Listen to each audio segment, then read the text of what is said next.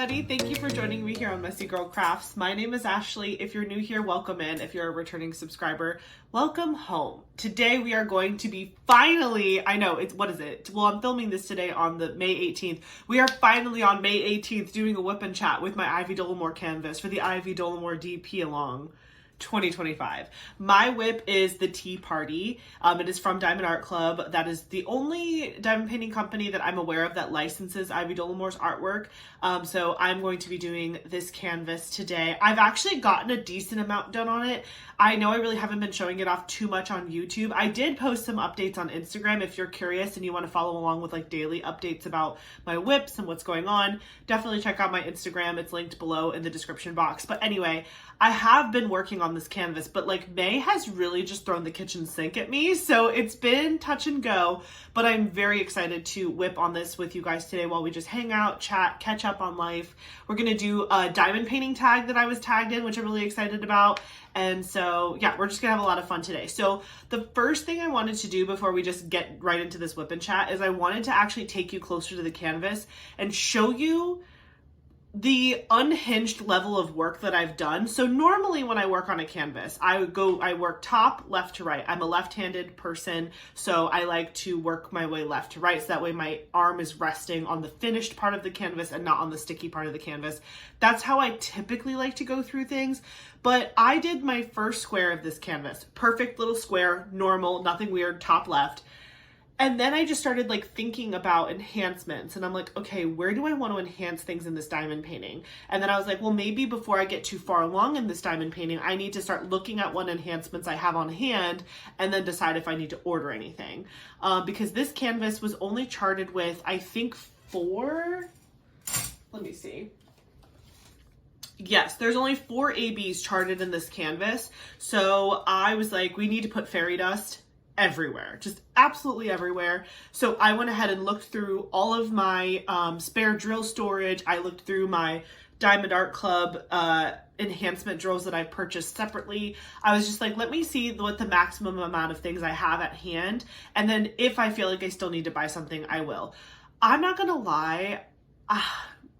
I'm a little impatient. And so when it comes to like ordering things and then waiting for them to come, it's literally no one's fault but mine. It's like literally nobody's fault but mine, but I am so impatient. I'm just like, I want to have the things that I want to play with like at the touch of my fingertips so I can just like grab it. That's why I bought all of these like all in one shot, because I was like, I love the idea of just having enhancements right there behind me and I can just go shopping and just right there and I can just say, ooh, I like this color, I like this color. It's really hard for me to like visualize on a website like, okay, this one looks like it might work. This isn't the exact DMC color code I need, but we're gonna just try it. So I could see myself going into like a deep enhancement hole where I just purchase a ton of different like enhancement colors in like a rainbow variety. So that way I just have them at the touch of my fingertips, which could be fun. But also I don't want to be wasteful and buy colors that like I don't need in the moment or maybe will never use. You know, it's just hard because there's also so many different types of enhancements. There's like dust drills, there's ABs, there's glow, there's crystals, there's luminescence, there's matte. Like there's just so many types of enhancements. And so it could get really expensive real fast if I just tried to buy like one of everything. And obviously you're never going to buy every single DMC color. But I am really enjoying the enhancement process and I want to kind of think long term about how I want to store enhancements that don't just come in like the jars like this. How do I want to store them? I kind of want to create like almost like a little apothecary shelf where it's just like I can just grab all my little trinkets and just like do what I want to do with them. So I'm thinking some cute things long term, but right now I have what I have and I love what I have. And so actually, the enhancements that I did on this canvas, I did not have to purchase anything to do them. Everything was either from my spare drill storage or it was something that I had already purchased from Diamond Art Club. So that's pretty cool. But because I was like very much thinking about enhancements and what I wanted to do, I immediately just started putting drills down on the canvas. I was like, if I'm committing to this fairy dust drill going in this spot, I want to like do a bunch of it to see how it looks and then look at the painting as a whole and see where else do we need some of those enhancement drills. And then I just started kind of placing things all over the place. Like again, I started in the top left, but then I did a huge section in the bottom right where the fairy wings are for this one fairy. Then I did this other girl's shirt. Then I did a shoulder of this one chick. Then I did a dress. Then all of a sudden, and then there was a cat, and I had to do the cat. I'm telling you, this diamond painting is nuts. I know I'm talking your ear off. Let me just show you what I'm talking about. I'm going to take you up closer to the canvas, and then we will really start this whip and chat, but I'll be right back. Okay, this is the Tea Party by Ivy Dolamore. Again, there's just a lot going on my table right now. These are my drills. Obviously, they're in the bottle case system, which I absolutely love. The actual case is sitting over there. I think that's it. It's sitting right there. But I like to keep them out like this on my desk while I'm working. I'm just going to scoot these to the side so we can really see the full painting. So let me just gently move those on top of each other there. This is how I've been keeping track of my enhancements. So this is the left number is the number on the sticker sheet, like the actual DMC. And then the number on the right is the fairy dust that I swapped it to. So the fairy dust is the only actual thing that I've like enhanced. I haven't used like other drills as enhancement drills, just the fairy dust. That could change. Again, I'm pretty early on this canvas, so I could add more things here. But for now, these are all of the changes that I've committed to. Do you know what I mean? So let's move that over. We'll move this over. We've got my tweezers and my pen. Just slide that over as well. Tray. Okay, so here's some of the enhancements that I've been using. So these two colors are from a previous canvas that I worked on. Actually, these are both, ironically, from Naughty Space Void from UMA Art. That was my very first Diamond Art Club diamond painting I ever did. Both of these colors came from that canvas. So I had some spare drills. I'm not going to lie to you, I also double dipped. I did repurchase this canvas, and then I did double dip to get some more because I used a lot of these two colors in this canvas. So that might bite me in the butt later if I run out of these drills when I ever do the canvas again, but I figured it was a safe bet because I'm probably not going to do that canvas a second time for a really long time. But I have these. And then these are all Diamond Art Club ones that I had purchased. So we have this one here. This is Z165.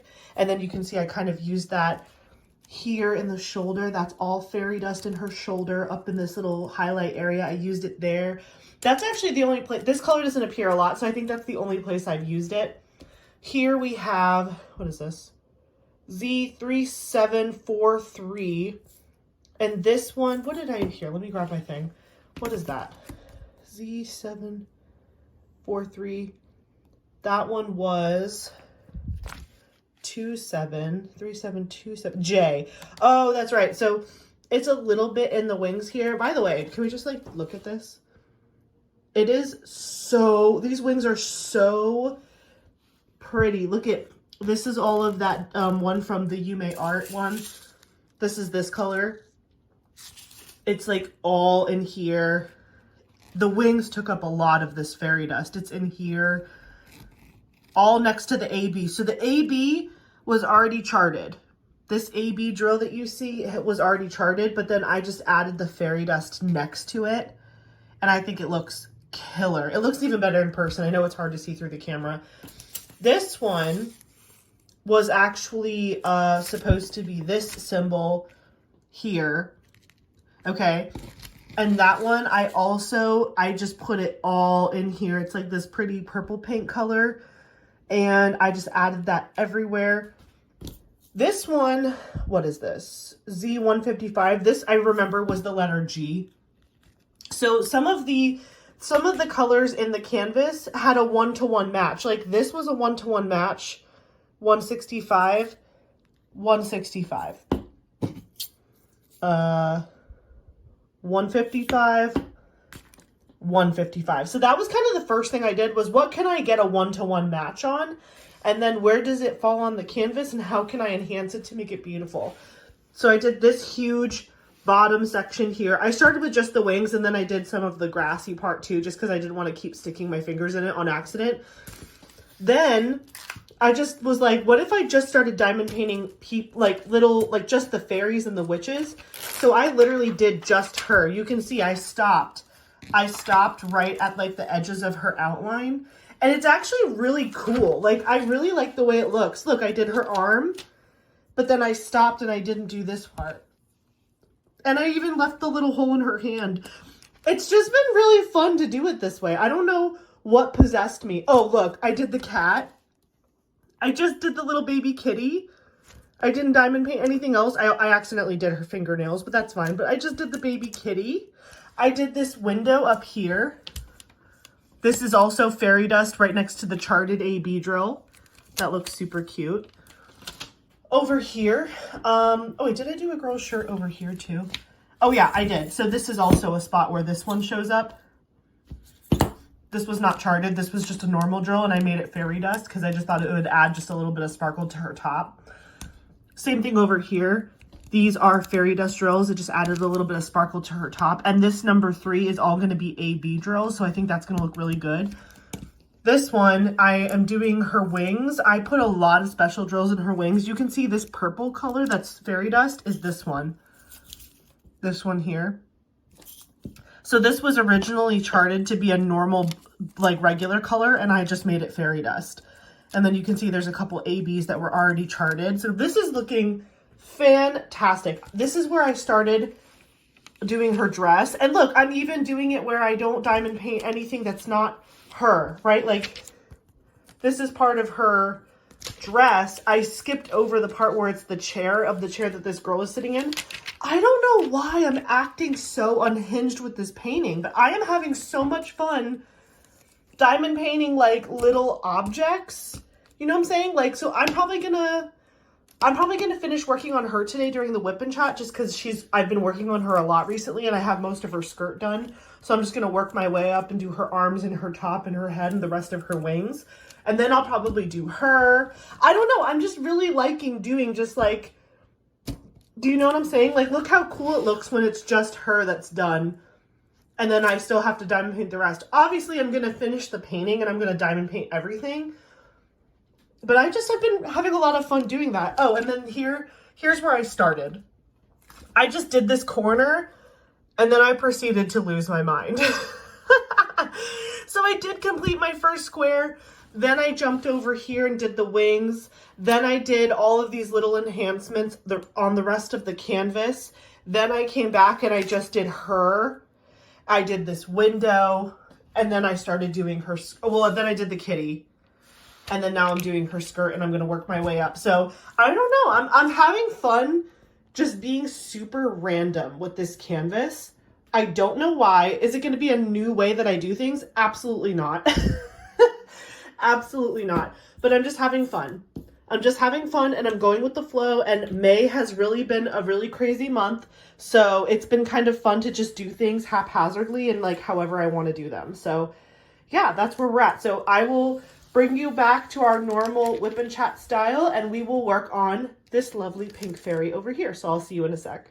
Okay, we are all set up to do our whip and chat. Thank you again so much for following me along that crazy journey. I just wanted you to understand how like wild it's been on this canvas. I don't know. I literally couldn't tell you why I did it this way. I think in my mind, I had such a fun time trying to figure out how to enhance my last canvas, Flower Crazy. I did the glasses and the lips on her. I had so much fun with that enhancement process that like I really wanted to put my stamp on this one as well. And I like just kind of figuring it out and trying to decide for myself like where I think things should go. And so because even though, yes, you can see the image when there's no diamonds down on the canvas, it's still quote unquote like a blank canvas. And I feel like when I started my process, my enhancement process, charting out where I wanted the enhancements to go before I started the painting, it really helped me feel more confident about the diamond painting because I was like taking the guesswork out of it, you know? Because when I started on that first square up there, I was just like, well, what if I get to a section and if every, ooh, I stuck myself. I was like, if every section, if I go to every section and I'm like, do I want to enhance something in this section? Do I want to enhance something in this section? I just feel like it could look a little weird because if you're making a decision section by section, the whole painting might not look cohesive. But to look at the entire painting at once and say, what do I feel like, where are things charted already, right? Like where are the special drills already going? And where do I feel like it's missing or could be added more to? Like there were ABs charted in the fairy wings that were like in this corner, but I felt like it needed so much more because it's such a beautiful focal point of the piece.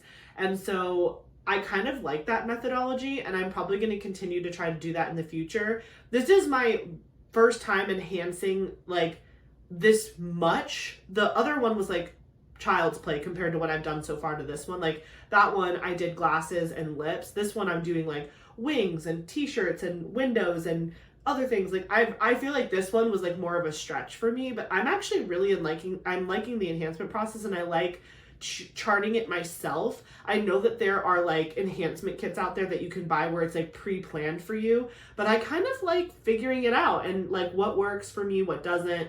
I could look there to get inspiration if I wanted to. I didn't on this canvas. I really just kind of like went with my gut on most of the things I did here. But overall, I think moving forward, when I go to enhance a canvas, if I think I'm going to plan to do that, I think what I'll do is, again, look at where everything is charted, make note of that, then look in my enhancement stash, see what I already have that might be a one-to-one match, like looking at my sticker sheet and going down the list and saying, do I already have any of these colors in my possession as a one-to-one DMC match? Pull those out. Okay, do I want them to go anywhere? Make that decision. And then my third decision will be, do I need to order anything? And sometimes I will and sometimes I won't. Ideally, eventually, once I've been diamond painting for long enough, I will have enough enhancement in my like spare drill storage or in my backstock that I can just kind of shop on my own. And that's where I think it would be really cool to have kind of like a diamond painting apothecary where I can just grab little special drill bottles and use them. And I know there's tons of fun storage opportunities there too. And I am an organization queen. I love organizing and playing with little bottles and like making things look cute. So that is going to be in our future, but it's going to be something that builds slowly over time. It's not like one day I'm going to wake up and have like, look, this is the perfect way to store your enhancement drills and here's all my enhancement drills. I think it's going to build per canvas. Like every time I buy a new canvas, my enhancement situation will grow and grow. But I'm really, really excited to see how that works because I'm actually really loving the enhancement process. So that's just a tidbit on that. I don't know why, but this piece like ripped off on its own. I didn't rip it before, but it definitely just like came off. So we're just going to put this to the side. I've been using it to cover the area though, because there are some sections that I haven't diamond painted yet because I'm just diamond painting her. But I'll eventually pop it back on there. The section we're really going to be working on is like basically her elbows up. Just scooching this back. Oh, see, this did it too. I didn't even rip it. You saw me. I just rolled it back. Maybe like some of these perforations are super like loose. Also, it could have happened if I was doing this earlier. You know what? Maybe this happened when I was doing the fairy wings. Because when I was doing the fairy wings, I think I picked up this way and then I just did it this way. So that's probably what happened. Anyway, you guys don't care about that. The first color I'm going to use is number 43, which is DMC 3328. That's the other thing too with the enhancement drills is I didn't necessarily do a full coverall. So like there are some colors that appeared in more places than like just in the fairy wings with that color. It wasn't like, I was like, okay, everywhere where this symbol appears is now going to be fairy dust. I only used it in the certain places I wanted it to be used.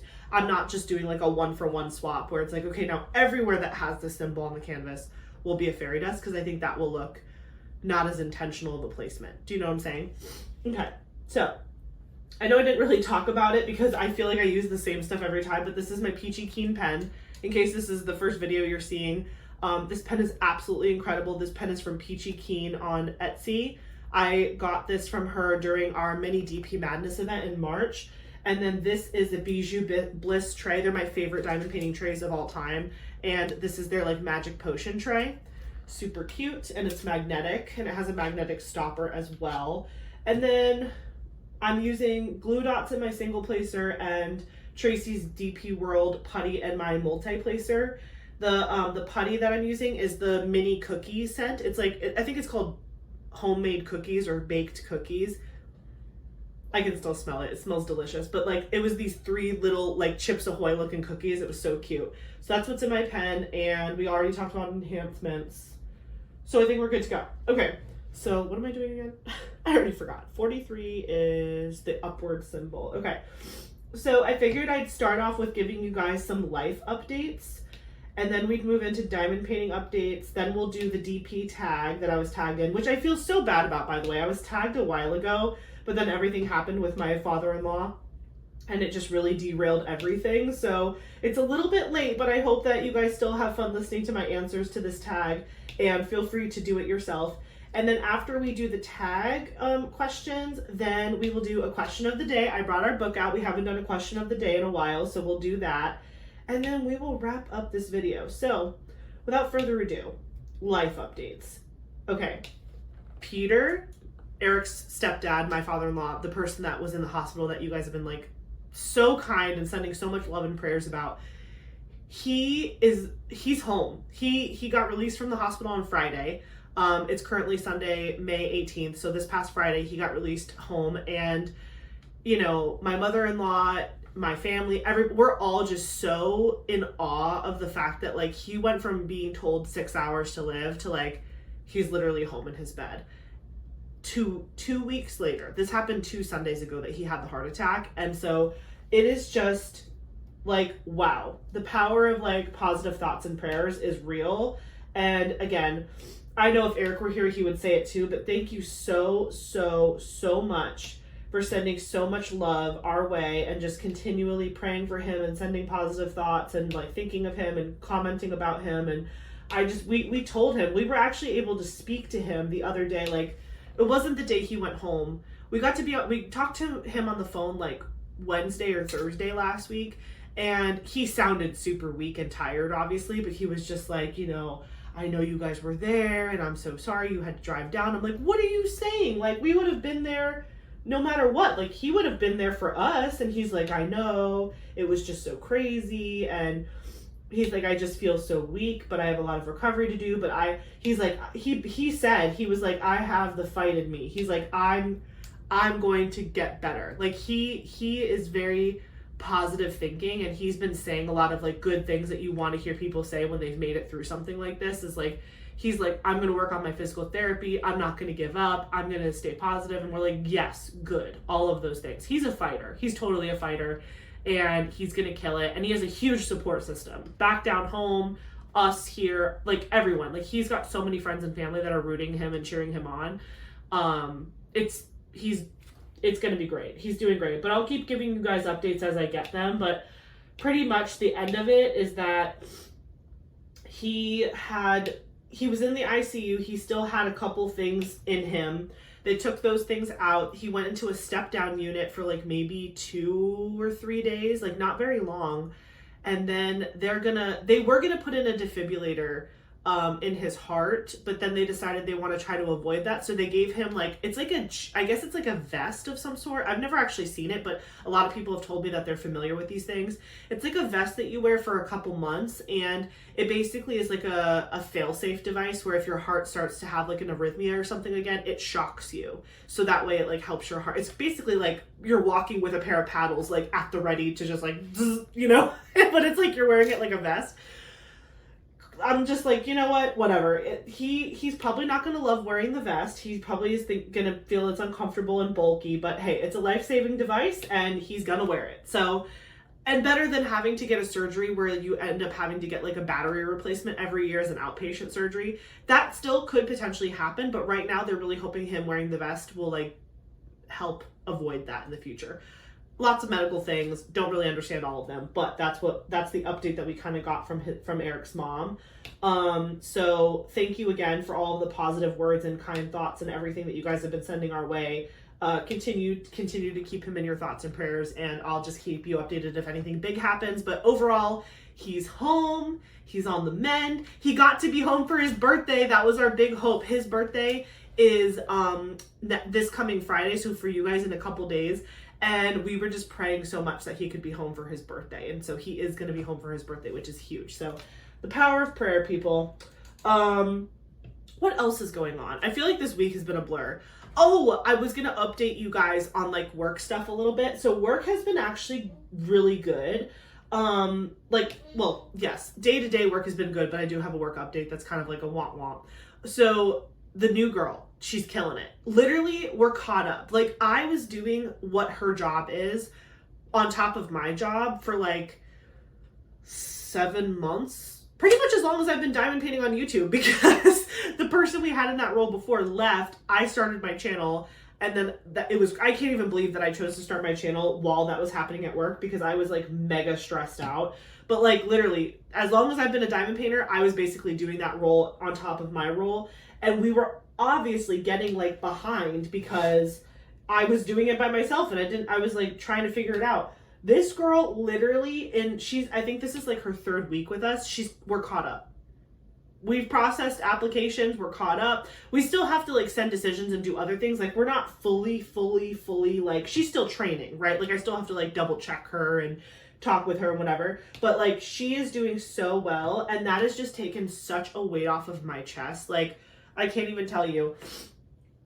I was just so worried because remember, if you guys have been watching, the first girl that we hired didn't go so hot. She like only lasted 3 weeks, and that was like a travesty. But this girl is like killing it. She's understanding, she's listening, she's asking questions. She's not afraid to ask questions. I tell her all the time, like, just, you're never bothering me. It's literally my job to support you and help you. So I'd rather you ask a million questions than guess wrong and make a mistake.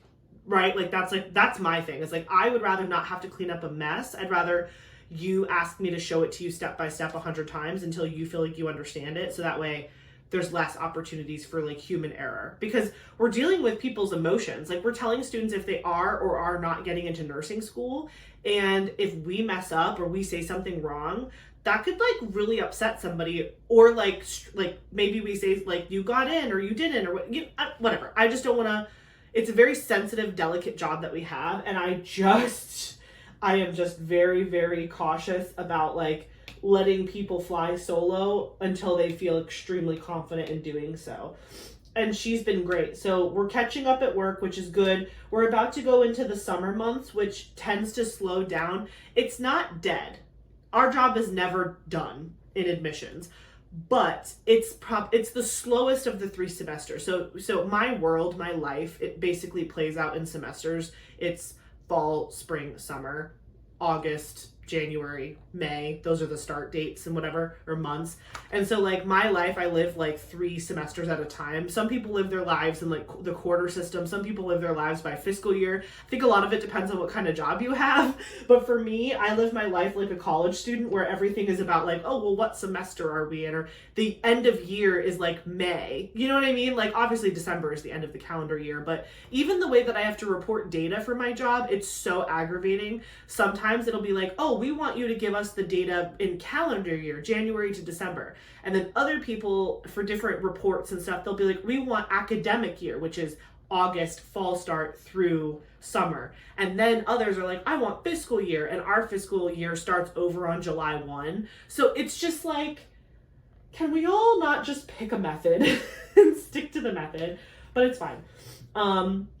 With that being said, like I said, work is going really well. We're about to enter a slower season, so I'm hoping that that gives even more time and opportunity for training.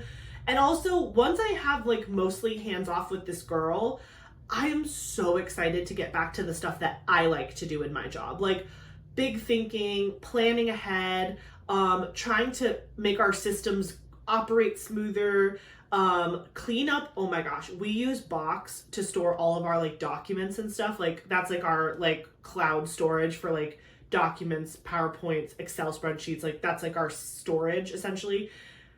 Because of all of the chaos of the last like 7 months, it looks like a train wreck in our Box folders. Things are just thrown everywhere. There's like 17 archive folders. You don't even know where you can find anything. So I would love to take a lot of time this summer to like clean up our Box folders and make them like make sense.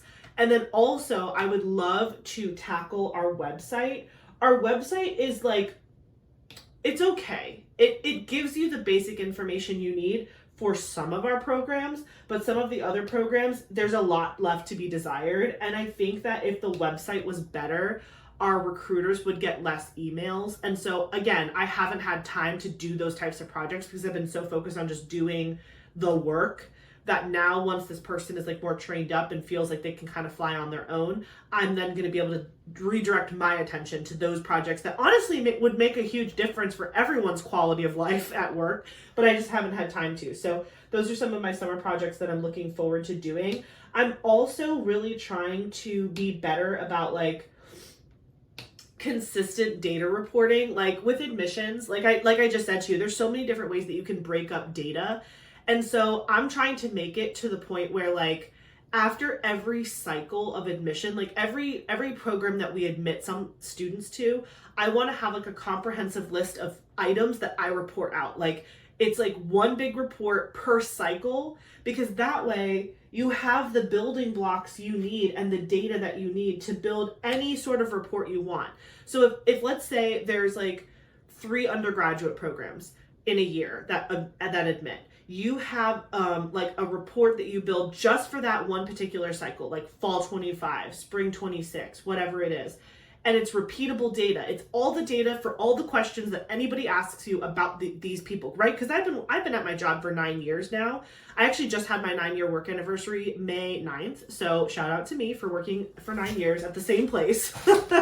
Literally like at the same place. So my thought process is like, okay, I've been here long enough. I know what questions I'm going to get asked throughout the year. I'm just going to pull all of those questions and answer them per cycle. And then when it's like reporting season, I can just give them my dashboard and be like, well, here's every cycle's round of information. You slap them together however you want. If you want to pull them by calendar year, it's like they're puzzle pieces, right? They're not put together yet. They're just individual puzzle pieces. But then whoever's asking for the information, they can arrange the puzzle however they want. They can do fall, spring, summer. They can do January through December. They can do fiscal year, because the puzzle pieces are what they are. You know what I mean? Like every cycle, it's like, here's the information. And then you can pull the information together however you need to for whoever's asking the questions.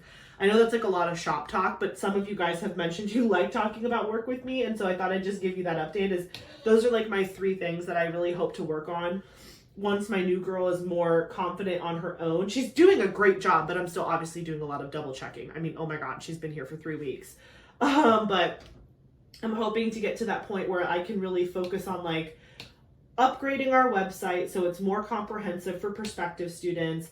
I'm really excited about fixing like my data and making sure that it's like kind of a set it and forget it. Like we always have to answer these questions after every cycle. And when we answer these questions after every cycle, we will no longer have to like look backwards and be like, oh my gosh, someone asked me this question. I have to go pull data for the last like 4 years and I have no idea how to find it. It's like, nope, here it is. This is it every time.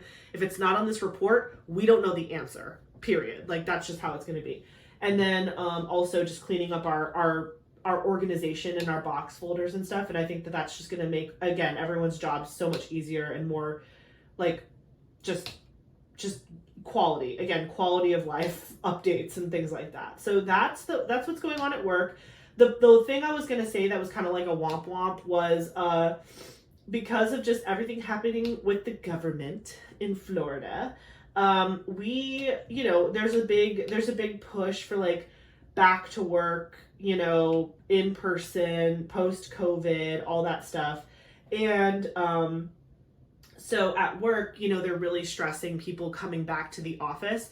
Mind you, we've been in construction zones for like a year and a half because we are getting a brand new building built right next to ours. And it's going to be a really cool building for like simulation for the students. But it's still under construction and I don't think it's going to be fully completed until like fall of 2026, which is it's a year away, and we've been dealing with it this whole time and it's been fine. Like we're making do, but like they had to like displace half of our college, like faculty and staff members. They had to like take them out of their spaces to then do the construction safely. But now they're like, everyone needs to be like around and back in their offices for like at least 3 days a week. And everyone's like, okay, fine. Where are we going to go?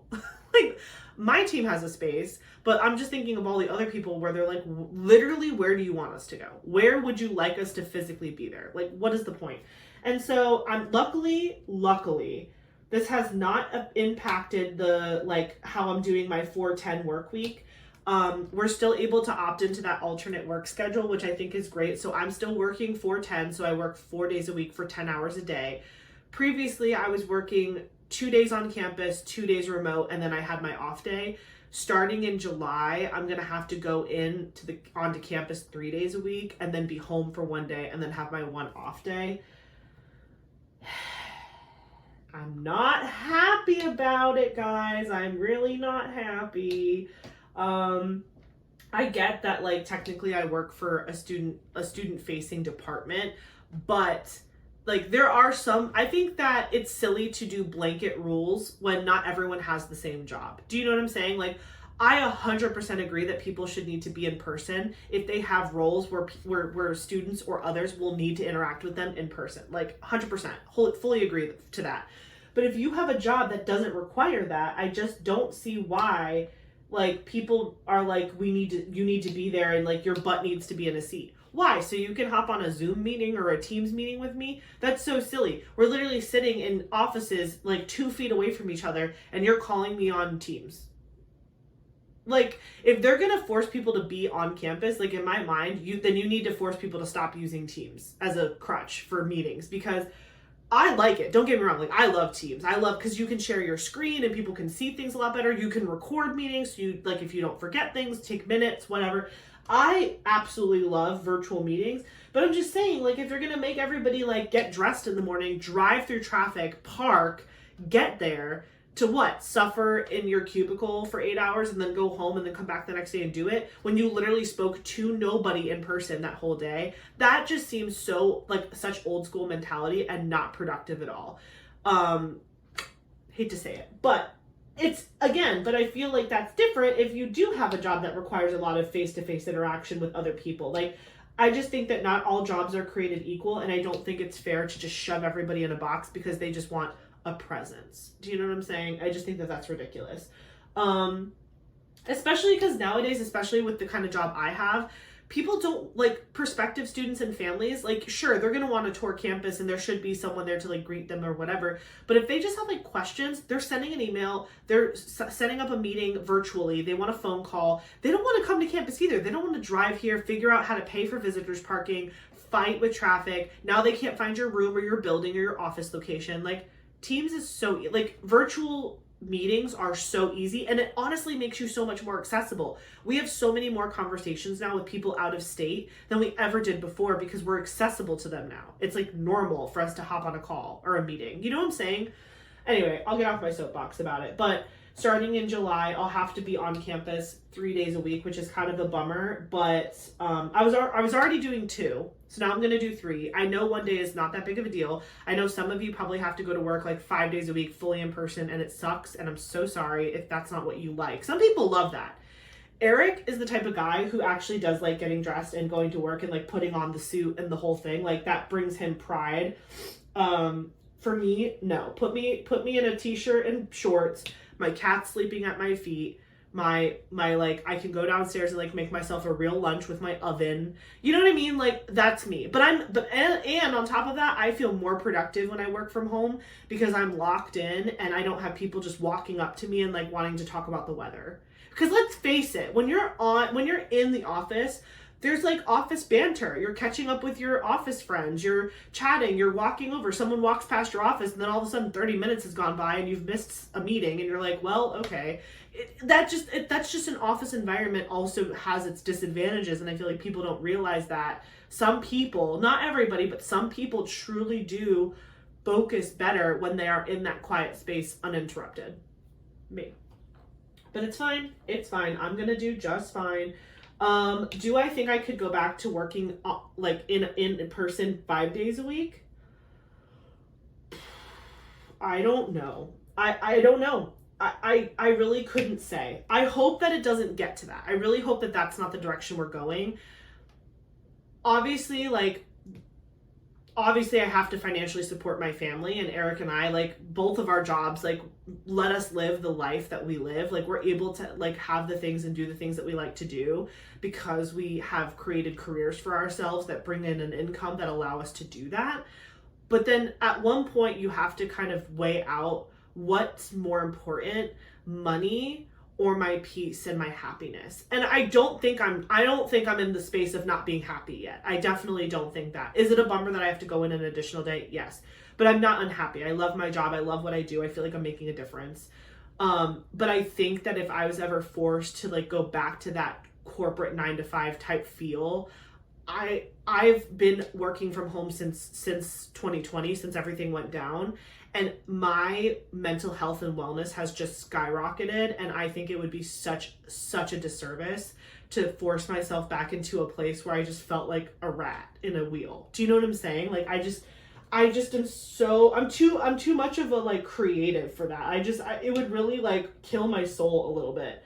And so like, again, nothing insane is happening. Nothing has happened, but Eric and I have definitely had a couple more conversations about what happens if that happens. What's the plan? And a lot of it depends, honestly, on like where we're at with like student loan debt paying back and other things. Like, we have some financial goals that we would really like to meet. You know, obviously we have a mortgage and all this other things. Like, in an ideal situation, like, you know, in an ideal situation, nothing happens and we can continue to do what we're doing now and we can meet our financial goals. And because obviously our goal is to be debt free. We don't have any erroneous debt other than like student loans. We have student loans, we have car payments, and we have our house.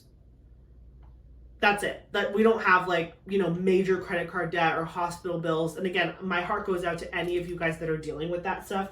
I understand that it's not always self-inflicted. Like, I actually have a really close friend who has massive credit card debt, but it's because his mother had to go, she had like a very, very severe cancer, and she had to go to the hospital and have treatments and all these things.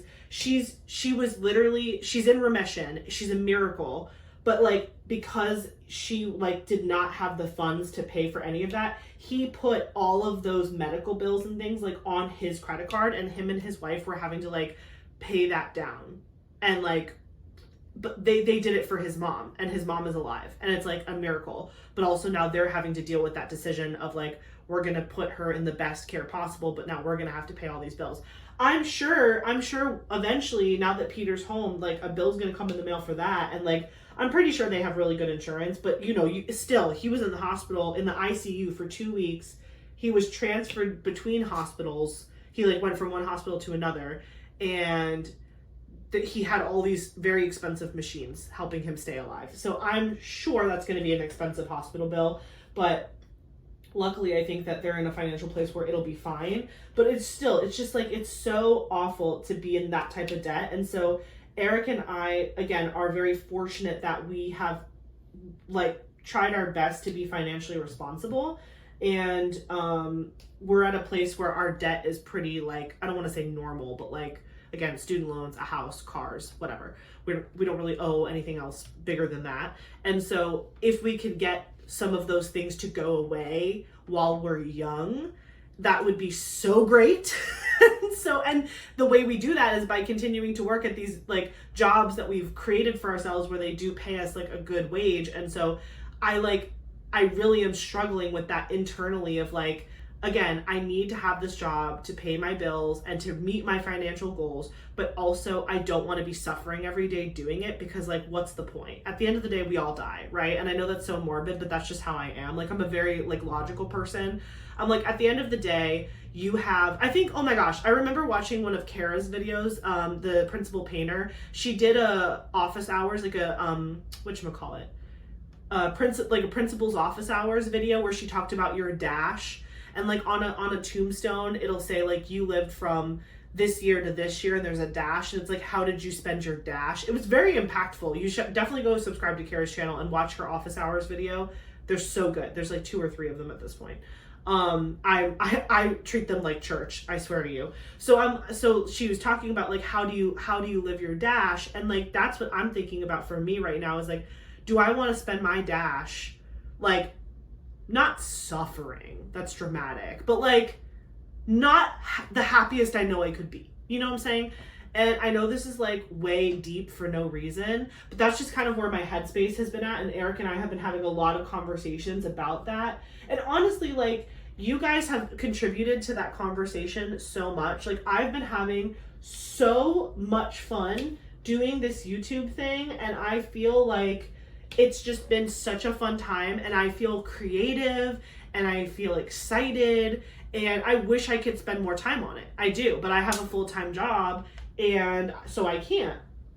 And so that's also been a conversation with Eric, is like, well, if this happens, what does that mean for the channel and like other things like that. And again, this is just conversations we've been having. Like, everything is fine, nothing is changing right now. I still have my job, I still have this, but it's interesting to think about, like, again, what matters more. And hey, if you are like fine sharing, feel free to put it in the comments.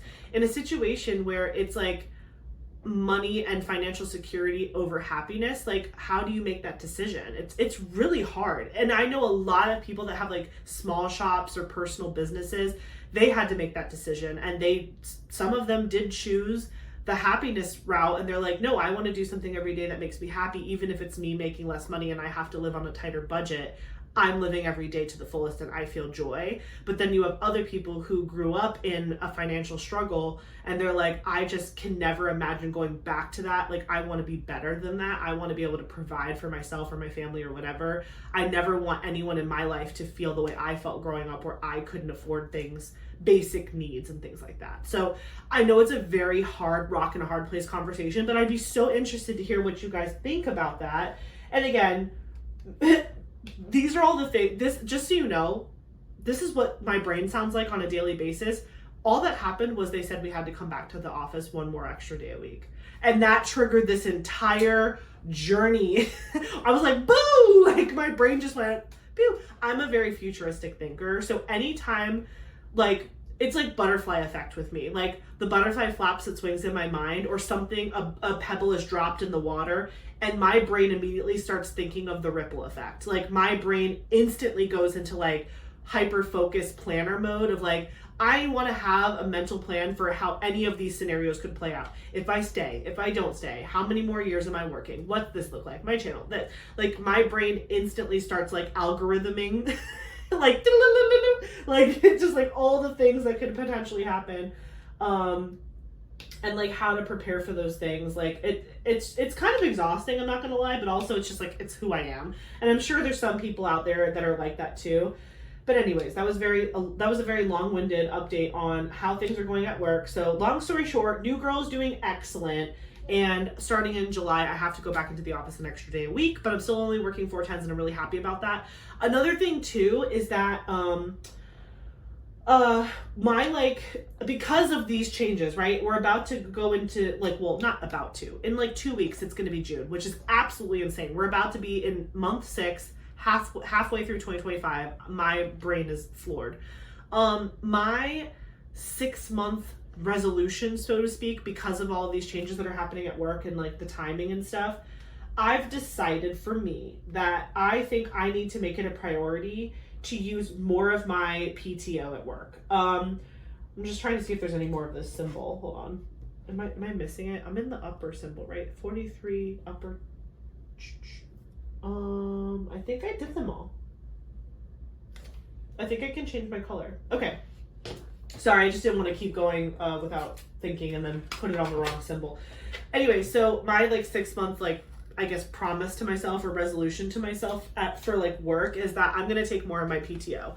At my job, we accrue sick time separately from our annual leave. And I am not joking you. Again, sick and annual are separate. If you don't, there's a cap for your annual leave. And if you don't use your annual leave, if you have over the cap, it rolls into your sick at the end of every year. This has happened to me almost every single year that I've worked at this job, and I've worked there for 9 years. When I tell you I have 900 plus hours of sick leave alone. Annual leave is a whole other pot, and again, I always have over the cap. But just sick leave alone, I have 900 hours and over 900 hours. And I always told myself that's a good thing because I want to have a baby. I want to start my family, like whatever. But like, that's been a struggle for me. And Eric and I are like, okay, well, you know, we're going to continue to try for a couple years more, but we've gotten to a really good space mentally about kids. And like, if it happens, it happens. If it doesn't, it doesn't. But if it doesn't, I have 900 plus hours of sick leave. That's messed up. Like, that's messed up because the majority of those hours are because I wasn't using all of my annual leave and it got rolled over at the end of the year into sick. So I'm making a dedication to myself, to you, to Eric, to everybody around me, and to my people, because I want them to feel comfortable using their annual leave too. Like, I don't want to be like a do as I say, not as I do person. I need to start taking more time off for myself. And I'm really bad at like staycations. I'm very bad at like taking annual leave for not a vacation that's planned. Like if I'm going to Alaska, right? I took 2 weeks off of that for that. I didn't even bat an eyelash at that because I was like, well, I'm going to Alaska. I'm doing something. I need to use this leave because I'm going somewhere. If I took a day off of work and I sat at home and did nothing, like again, the negative intrusive thoughts is like you could be answering an email, you could be doing XYZ. What are you doing? Like you're just sitting on your couch watching TV, you're wasting your time. It's not a waste of time if you're having fun. And I need to remind myself of that. And so I think moving into like the second half of the year, I mean, I have a lot of travel planned in the fall, so like I'm kind of already taking a lot of annual leave as it is. But in general, I'm going to try my best to plan out some time off that has nothing to do with a vacation or a trip or something like that, or like I have to be home this day because of this, or I need to go to the doctor's office. Like I really want to be better about planning my time off. And that'll be nice too, because if I do that regularly, I will also probably have to be on campus a little less. So that's nice too. It's a nice break from that. But yeah, that's something that I'm really hoping to do, not only the second half of this year, but also just in general, like as I move forward. I'm just going to really try to be better about using my time. Like, what is the point? They don't pay you for it. You know what I mean? Like, it would be a different story if they paid you out for it, like when you retire or whatever. I think they might pay you out some of it, but definitely not all of it. And so I'm just like, what am I wasting my time just like letting that accumulate for what? Like, when am I, other than if I did get pregnant, when am I going to use 900 hours of sick leave? That's ridiculous. Like, ridiculous. So I wonder how many months that is. Let me know in the comments if you do the math. How many months is 900 hours of sick leave? And again, it's more than that. That's just like the big number I can remember in my head. Oh my gosh, guys. Okay. What else has been going on? What did I do this weekend? I think I wrote that down. Oh my gosh. Like May, what is up with May? May was like coming for me in a personal way. So on Wednesday, I went to campus because there was like an event that I had to be there for, or like a big meeting. And I barely drive my car. I drive my car to and from work. And then that is the only time that I physically am driving. If I'm not going to work, Eric is the one that's driving the car. Whether we're in his car or my car, I'm a passenger princess. I'm not sad about it. It is what it is. But like, he drives us everywhere. And so I had gone to work on Wednesday. And then I think that night we were going to go to the gym, and we usually take my car to the gym. And so we hopped in the car and he was like, Ash, your check engine light is on. And I'm like, what do you mean my check engine light is on? He's like, look. And I was like, oh my gosh, like, are you kidding me? He's like, did you not notice this when you went to work today? And I was like, no, I'm not paying attention to that. Like, what are you talking about? I'm jamming out to my music or listening to my audiobook. I'm not looking at the check engine light. And so he's just like rolling his eyes at me, and he was like, blah, blah, blah, blah, blah. So immediately we get out of my car because he just started the car. We were still at the house. We hop into his car, we go to the gym, and we're talking about it on the ride. He's like, well, I'm going to have to see if I have to take it in, like whatever.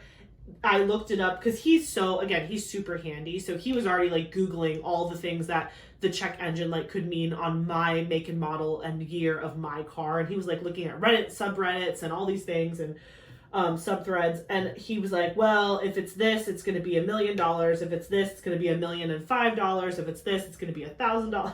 You know, he was like telling me all the things and just depressing me. I was like, I really don't want to spend all that money on something so silly. I was like, and then on Thursday, I think it was, I ended up at a friend's house really late at night. I just ended up at a friend's house, and we were talking about the car thing. And Eric was like, yeah, I think I can fix it myself, but I would need to buy a reader. You can actually go onto like Amazon and buy those things that read the codes of your car. So when you have a light come on, like a check engine light or whatever, there's a reader that at the mechanics, they stick it into this reader and it tells them what the code means.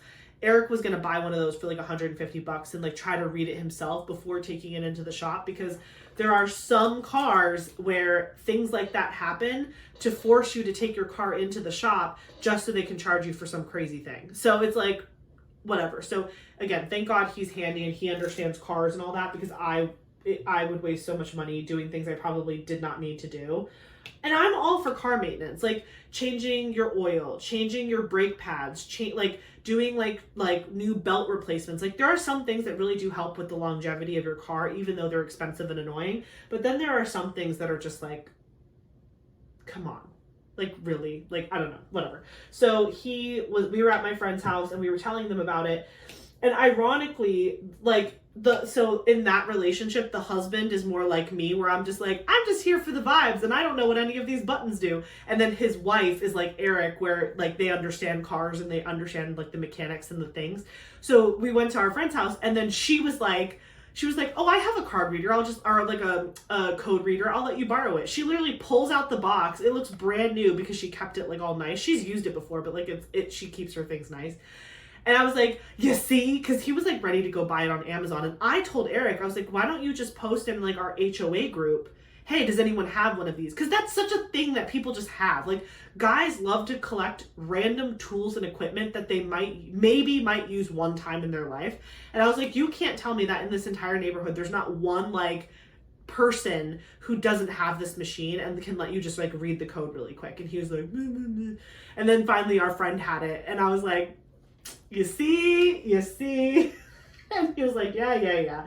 So he used the code reader, and it turns out that it was, I forgot exactly what he said it read, but essentially when he looked up he read the code, he then went online to like look up what other people did when that code came up, and almost everybody said, oh, if you just clear the code, it's because they want you to come in and check something, just like reset it. And if it comes back, then take it in. But if it doesn't come back, it's programmed to throw you that code every X years or whatever.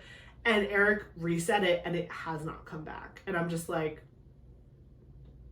that's messed up. That's messed up, because there are so many people who don't have like handy people in their lives that can like do what Eric did. And I'm just like, so many people probably get taken advantage of in those scenarios. And that is just so messed up. And I hate that. So yeah, literally the check engine light came on and nothing was wrong. But then, because you know, we just couldn't walk away with that as a win. So the check engine light comes on, Eric does the whole thing, my friend gives us the code reader, he reads it, he clears it, it never comes back. We're like, hallelujah. Then we're driving to I think we were driving home from our friend's house last night, or so maybe we were driving to their house. I don't remember. It was yesterday on Saturday. And my steering wheel has like buttons on it or whatever. And there's this one button that has like a scroll wheel. So you can like scroll through your settings on your little dash display. It's like a fancy model of the car. I have a Nissan Rogue, but it's like the platinum version or whatever. It was very fancy. We got it really cheap because it was during like the pandemic. So we didn't pay what it probably should have been.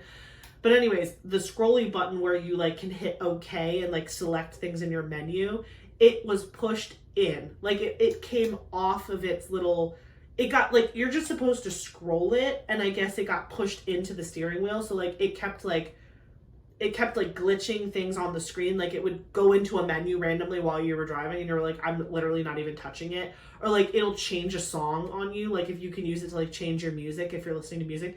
Anyway, so Eric noticed that it was pushed all the way in, and he was like, oh my gosh, He's like, they might, and then of course he goes to like, you know, Dr. Google, and he's looking up everything about the steering wheel now, and he's like, well, if they have to replace the whole steering wheel, it'll be like over $1,000 and this, that, and the other. And I'm just like, no. I was like, we just got out of the thing with the check engine light, and now you're telling me I need a new steering wheel because of a button? I'm like, I never touch that button. I drive my car twice a week. Now apparently it'll be 3 times a week. I was like, I barely drive my car. Like, is it a big deal? And he was like, well, the only thing that's going to really be awful for you is if like you're driving and you're on the phone with somebody and like it hangs up on them, or it calls somebody you don't want it to call, or it changes something on your menu or your settings screen. I was like, okay, yeah, that's kind of annoying. So he's like, I'll call the mechanic and we'll see. So he called the dealership, and he got some information. And to our surprise, the good news is that, because again, Eric thought it was going to have to be like a whole steering wheel replacement, because a lot of times with these newer cars, it's not as easy to just like fix the one part. You have to replace like a whole mechanism, and it's very obnoxious. So he thought it was going to be like, oh, we need to just give you a new steering wheel. But the guy was like, no, we actually just did one like a little while ago, and it was like $600. $600 sucks, but the people at the dealership are going to call to see if we have an extended warranty on that thing. So we might not have to pay for it at all, or we might have to pay like $500-600, which would suck, but it's better than what we were going to have to pay for the check engine light, which is a much scarier problem. So in the grand scheme of things, it's kind of okay, but it's just so annoying. I hate car stuff. When car things go wrong and when house things go wrong, it sends me into another dimension mentally. I'm like, I hate it. It's also because like those are the two things that like I literally am like, Eric, this is your department, go. If it's air conditioner, electric, whatever, you do it. Oh my gosh, that was another thing on Saturday. So we went to the pool and hung out with our friends on Saturday, but Saturday morning we had an electrician come because we have a contract with this company, and they do our plumbing, electric, and air conditioning. So they like work on all of those things for us, and we just pay like $10 a month, and then they can service us for an emergency. They'll come out. They every 6 months they do a checkup for us for like, not for free, because I mean we pay for the service, but like every 6 months they do a checkup, and Saturday was our 6-month checkup on the electric stuff in the house. Like our electrician guy came out, and so he comes, really nice guy. He comes out on a Saturday, super nice guy. He comes into the office because Eric was like downstairs talking to him about like whatever, because it was just a checkup. There was nothing wrong. He wasn't there because something was broken. He was just doing a checkup and making sure like our surge protectors were working and our breaker box looked good and whatever. Eric has this entire house. This is like a smart house, I swear to you. All of the lights in our house are hooked up to like the Google systems, where he can be like, hey Google, turn on this light, hey Google, turn off these lights, and it'll do it. I don't have any Googles in this room, so I can say that without it like going nuts. But because of that, we keep our light switches in the down position because the Google does all the things. He didn't even ask. He just starts flipping light switches, which again on a light bulb is not a problem, but he came into the office and my computer was on, and he just starts flipping light switches, and my computer, it like turned off my computer, like hard shut off my computer, and I didn't realize it at the time. But then when he left, I went to go like turn my computer. Well, I went to go work on my computer, which I had thought was on, and I noticed that it was off, and I was like, what the heck? Why is it off? And then I was like, oh my gosh, the electrician probably flipped the switch, and he was also unplugging and plugging things back in. And I think he unplugged the freaking plug that is my computer's main power source. I'm like, so you essentially just hard shut down my computer, not asking if like things were saved, if it was on. You can tell it's on too, because my computer is sitting on top of my desk, and it has like the fun lights and stuff in the fans and the hard drives and stuff, or the solid state drives. So like you can tell my computer's on because it's lit up like a Christmas tree. Eric's computer is off right now and it's completely dark. So I'm just like, he literally just unplugged the entire power source to everything on my desk, everything. And so when I went to go turn it back on, it wasn't, like my computer was turning on, but my screens weren't turning on. And then I have like a LED light strip underneath, like there's like my desk, and then there's like a little raised platform which my screens are on. There's an pretty like LED light that's underneath there that like changes colors. It was flickering. So basically by doing what he did, he short circuited my entire desk setup, and I had to, Eric fixed it. I was very aggravated. Not at Eric. I wasn't mad at Eric. I was mad that the guy just like came in here and started plugging and unplugging things and like messed up my whole vibe. And like Eric I have so much crap on my desk. I had to take all of the stuff off my desk. And then Eric had to like play with the wires and figure it out. He figured it out. Obviously my screens are working. My light is working again. But I did have to throw away, I had this really cool stand that held my headset, and it could like plug into the headset stand and charge my headset, because I have like a wireless headset, and that completely fried and short circuited. And then also my desk has a power strip built into it that I used to power all of the things on my desk. So it was like really good cord management, and the wires were all cleaned up underneath because everything was plugged into my desk, and then my desk was plugged into the wall. It completely fried the desk. So that's why my screens weren't turning on and all these things were happening, because my desk fried. That power strip that's in my desk is now just for show. It doesn't work anymore because it completely short-circuited. And so now, thank God we have like a real like surge protected power strip that's like meant for like a computer. So now I have a power strip on like behind my computer, and it has it has my screens, my computer, but then like my ring light and my ring light and my YouTube setup, usually it's on this side of the screen, like, and it lights me this way, but now it's on this side, and it's very disorienting and it looks really crazy. Again, you guys probably can't tell the difference in this video, but it's just weird. Like, it's weird and different, and I'm aggravated, and I'm like, man, that guy just like messed us up. And I was like, technically, Eric, you could call the people and be like, he like broke some of our equipment by just flipping stuff up and down, whatever. And he's like, yeah, but whatever. He's like, he didn't mean to. And I'm like, yeah, he didn't mean to, but like, what? I'm like, if we would have needed a new computer, he was like, oh, I would have said something. If he would have broken something serious, I would have said something. I was like, well, I feel like breaking my desk is pretty serious. And he's like, you probably shouldn't have been plugging your computer into your desk anyway. It should have been plugged straight into a wall. And I was like, fine. So it is what it is. But yeah, I'm like, May, could you be kinder, please? May, could you be kinder to me? I've received a lot of ups and downs this month, and we're only halfway there. I would love some good things.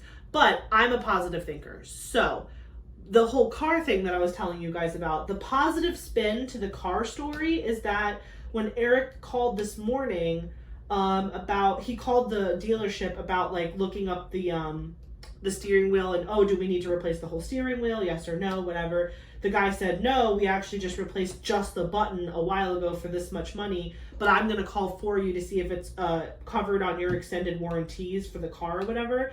And he's like, I'll probably give you a call tomorrow because that's when they're open, because it's Sunday. They're going to open on Monday. And Eric was like, no problem. Can I make an appointment with you to do the work for next Saturday? Because that way, if it is covered, we already have the appointment. But if it's not covered, we'll pay for it and I'll have the appointment because I want this fixed. And the guy was like, yeah, sure, no problem. Like, we'll make you an appointment. And he's like, well, but if you come on Saturday, you have to come first thing in the morning because that's when we have our repair people here, whatever. And Eric's like, yeah, no problem. He loves to do stuff like early in the morning so that way it doesn't impact his entire day. So he actually prefers, if there's like a 7 a.m. appointment, he's there. And I'm the same way with like doctors and stuff. I'm like, put me first on your list because then it's over and I have the rest of my day to do whatever I have to do. So the silver lining is that because we now have this appointment next Saturday, like early in the morning for the car to potentially get fixed, which shouldn't take very long. It's like fixing a button. We are not able to travel anywhere on Memorial Day weekend. So Eric and I were like, well, because originally we were thinking about going to see Eric's dad at his beach house. But since Eric's stepmom is currently recovering from a surgery that she had on the same day that Peter was in the hospital, it was insane. She also had a surgery to have like a benign like mass removed, and it was happening the same day that Peter's heart attack happened. And we were like, both of your step parents are in the hospital. What is literally happening right now?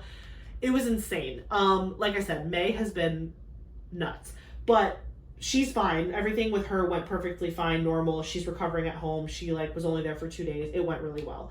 But anyway, her surgery was on Cinco de Mayo, so she's still recovering, and she was just like, I'm not going to go to the beach house. So they told us that they were like, maybe we'll go, maybe we won't go. We're not sure, but I don't feel well. Now we have this appointment, so now we can't go. So it's better for her, honestly, to stay home and rest anyway and not push it right after her surgery. Like, it's better for her to rest at home and not be driving in the car for like 2.5 hours to get to the beach. You know what I mean?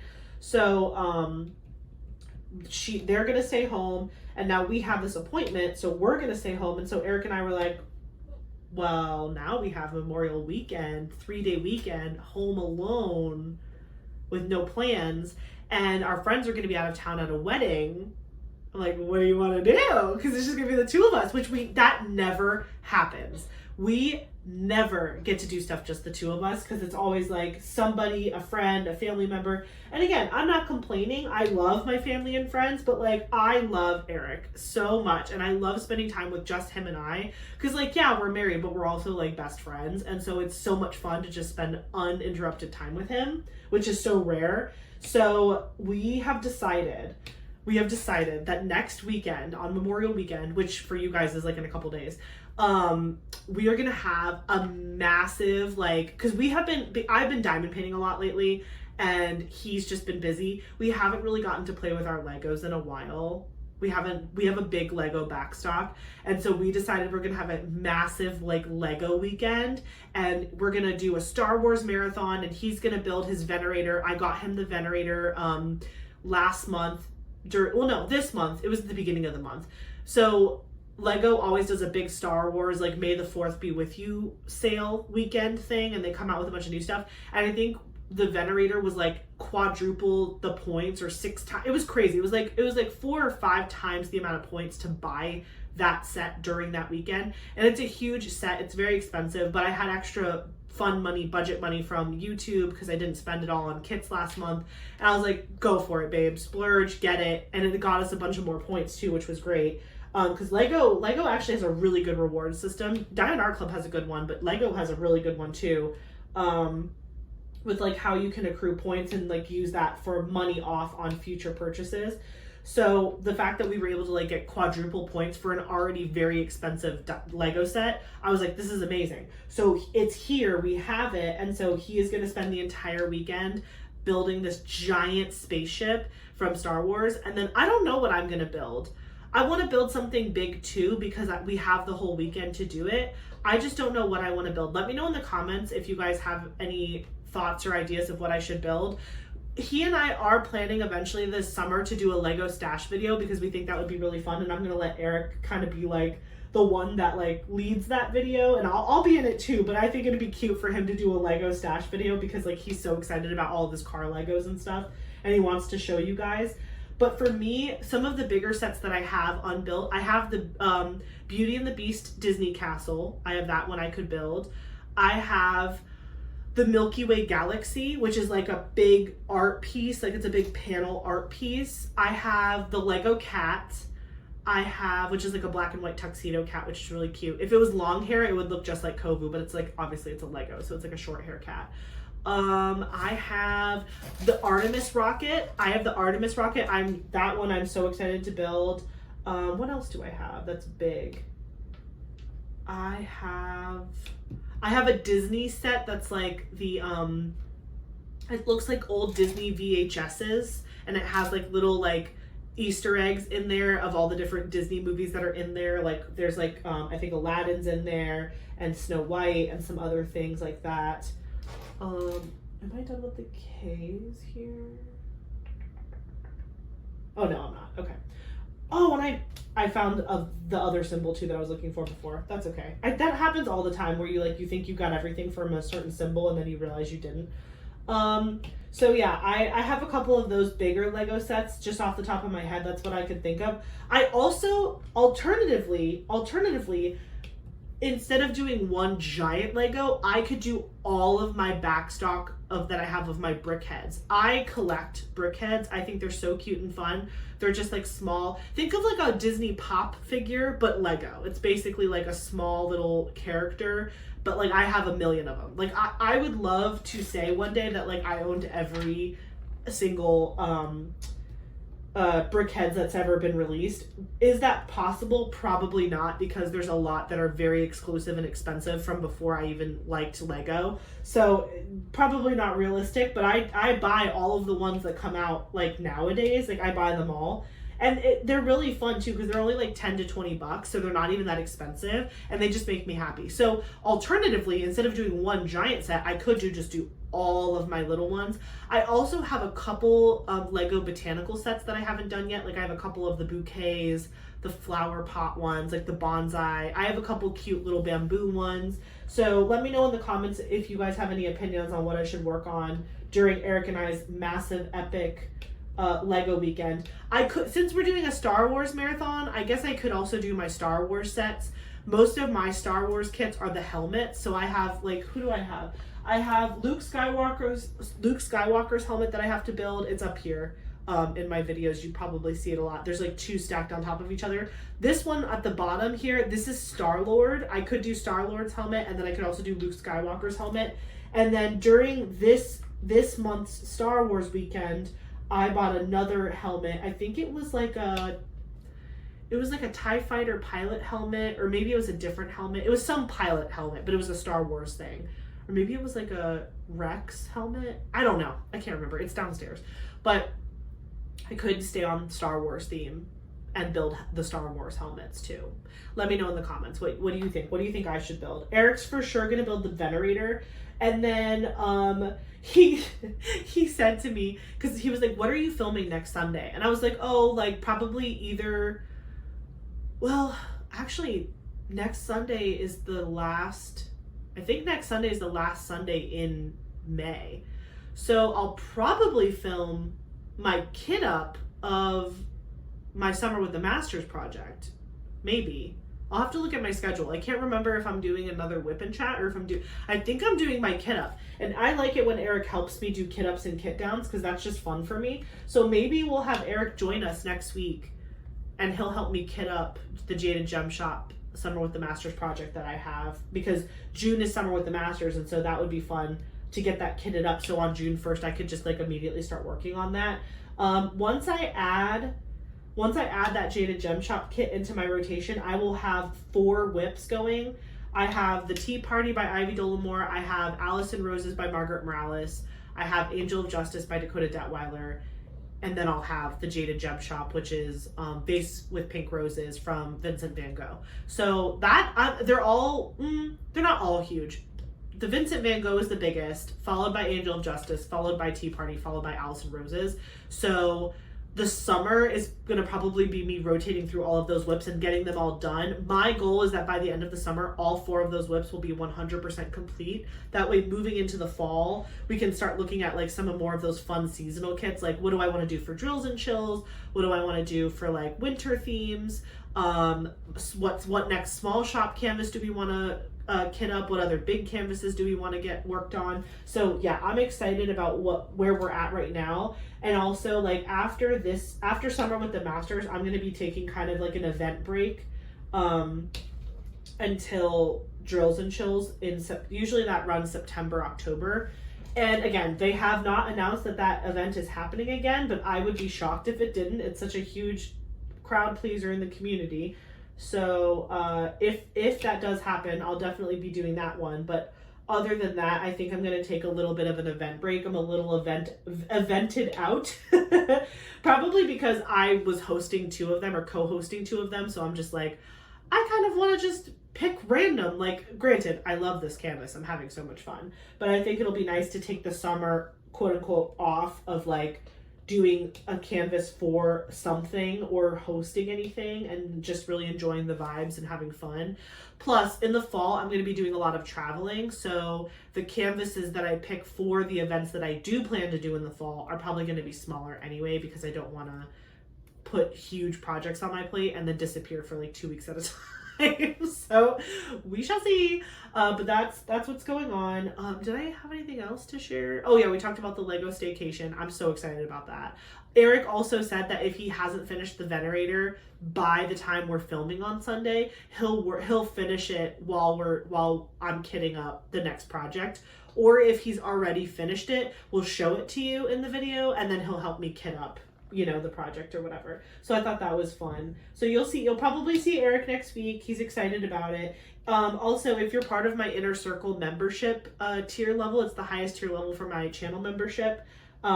We are going to do a live together on Memorial Monday. So originally my live was going to be on the Sunday, but we moved it because we thought we were going to be going to the beach house, but then we changed our plans. So now I'm going to be going live at 9 p.m. Eastern for my Inner Circle members on Memorial Monday. I don't remember what the exact date of that is. It's like the 26th or something. So if you are not a member of the channel and you want the opportunity to go live with us and hang out with us, we do it once a month. You can go into the join button right below this video and click on that to look at all the different tiers of memberships we have. There's 3 tiers. The first tier is DIY Darlings. That's just like you get the opportunity to have like a loyalty badge next to your name for my channel, and then you also get to use special emotes. My emotes are super cute, by the way. They're like these really cute kitties. I love them. The second tier is VIP Squad, and that group gets everything that the first group gets, but they also get to vote on future canvases that I work on, and they get a monthly video, like behind the scenes video. And then the inner circle membership gets everything that those 2 other memberships get, but they also get a monthly live. And when they vote, they get to vote twice. They get to vote from my entire stash to narrow it down to like a top 3 for kits. And then the VIP Squad and inner circle vote the number 1 kit out of those top 3 or 4, whatever it ends up being. So that's how my memberships work. In case you had no idea, that's like a fun extra perk to the channel if you're interested. I'm actually crazy. Like, I think it's crazy. We're almost at 100 members of the channel. That is insane. That is insane. I think the last time I checked, I have like 97 channel members right now, which is wild. So yeah, definitely feel free to check the join button below the video if you're interested in joining the channel and supporting me in that way. I really appreciate it. And honestly, our lives are always fun, and Eric is now a frequent flyer in the lives. So if you love Eric, join the lives. I'm pimping him out. So, what else was I gonna say? Oh, so I briefly mentioned this, but I went to the pool yesterday and it felt so good to just be out in the sunshine. It did not rain. There was not a cloud in the sky. I didn't get like burnt, but I did get a little bit of color. It actually looks a lot better today. I had this like really uneven tan on my arm yesterday, but it actually looks really good now that I'm looking at myself in the camera. You can kind of see like this little red strip. You can barely see it now. Yesterday it was a lot more, but I got a nice tan, a base tan, I will say. Definitely not like the full blown. I'm hoping by the end of the summer I am like a different ethnicity, like straight up. I want to be brown and beautiful by the end of the summer because I have a lot of weddings in the fall, so it would be really nice to be like nice and tan going into those weddings. But we went to the pool and the funniest thing happened. So we go to the pool. It's me, Eric, and 3 of our best friends. Well, really 2 of our best friends, and the other one showed up like later. But Cynthia is the mom of the twins. So we went to the pool because we wanted to bring the twins to the pool, and they're 6, and their cousin was there. And so basically Cynthia was babysitting her brother's daughter and she has a little girl and she's 7. So her and Cynthia's daughter get along really well because they're like a year apart. So we all went to the pool. The girls were having fun. Her son was like running in circles trying to eat the grass. It was hilarious. And we're just at the pool and like, like me, Eric, Cynthia, and our other friend Sam, we're all sitting around just talking, the 4 of us hanging out. And we're like, obviously we're keeping an eye on the children. Like we're at the pool, we're keeping an eye on the children, but they know how to swim. So like, we're like, we're not worried about any of that. But Ryan, Cynthia's daughter, is like the most social butterfly 6-year-old you've ever met in your life. Like to the point where like, I'm scared. I'm like, you make friends too easily. Like, please don't talk to strangers when we're not around kind of thing. Like, please be safe. But she's good, but she's really friendly and she makes friends really fast. And so anytime we go to the pool, she will literally talk to anyone. She doesn't care if you're like 50 years old or if you're 7 years old. She's going to be your best friend and she wants to play mermaids with you, and it's amazing. So there was this big group of kids at the pool that were all like around Ryan's age. So she like books it to them, and her cousin went with her cousin Naomi. So Naomi and Ryan are playing with the other girls, like just in the water, having a grand old time, whatever. And they were then doing like, I feel like every kid that's been in a pool environment growing up has done this. Like you all stand up on the edge of the pool and you do like fun jumps into the pool. Like, I'm going to do a split, or I'm going to do a pencil dive, or I'm going to try to go upside down, whatever. They're jumping into the pool in the deep part because, we don't want anyone getting a concussion on the bottom of the pool. But like, they're just like having fun and like jumping into the pool or whatever. And there was this like little girl. She must have been one of the girls' like little sisters, but she was like pint sized. This girl had to have been like 4 years old, but she was small. Or maybe she was 5 or 6 and she was just really short. I don't know. She had full, like she spoke like perfect English. Like she was not like a baby, but like she was little. But she was just like following all of the bigger girls around, which was cute. And then all of the girls line up on the side of the pool and they're like jumping into the water and then getting out of the pool, jumping back into the water. And they're just doing this over and over again. And the little girl had like her water wingies, her big, like all of the like lifesaver devices on so she could float in the water. And like at one point she was just like pushing all of the bigger girls into the pool. And it was really funny. Like she would be like, "Hi, what's your name?" And then she'd just shove them into the pool. This chick was like to my knee. She was like to my knee. And she was just like bullying all of these kids, just shoving them into the water. It was really funny. I thought it was hilarious. I was like, this is like a little boss babe if I've ever seen one. But she wasn't being like mean, but it was just really funny. She was just like pushing them all in the pool. Oh my gosh, at one point all of the little kids were playing Marco Polo. But the one little girl that was screaming out Marco, she was so frustrated because all of the other girls kept like not saying polo, and she's like, "I'm tired of closing my eyes. Can we play a different game?" And like me and my like friends, we were just laughing so hard. We're like, man, being a kid is just so fun. I have memories like that as well, and it was really fun to see like a bunch of kids just being kids and playing and having fun and whatever. So it was a really good pool day. And then we came home Saturday night and just hung out. And then now today's Sunday. So that's pretty much most of my life updates. I know it's been like an hour already and I'm like, all right. And that's just the first thing I wanted to do. Hold on. Am I still doing K? Did I finish K? Oh no, there's a couple more here. Let me just knock out these last few Ks. And then I think I want to pull back that other color out that I forgot to finish. Although I bet you I find more Ks later too. I should just ignore it and keep changing colors. And then at the end I can just fill in whatever I missed. But if I can get them all, I will. I think I did all the Ks. Okay. So diamond painting updates. Obviously, Ivy Dolamore DP along 2025 is going well. Just this past Friday, we had our live for the event. So Michaela Renee, Courtney, and myself got on. Well, Courtney was unfortunately not feeling well. Like her whole family caught a bug. And it was like a 24-hour bug, but it hit them hard. So Courtney was there. She was in the chat hanging out with us, but she wasn't like on camera.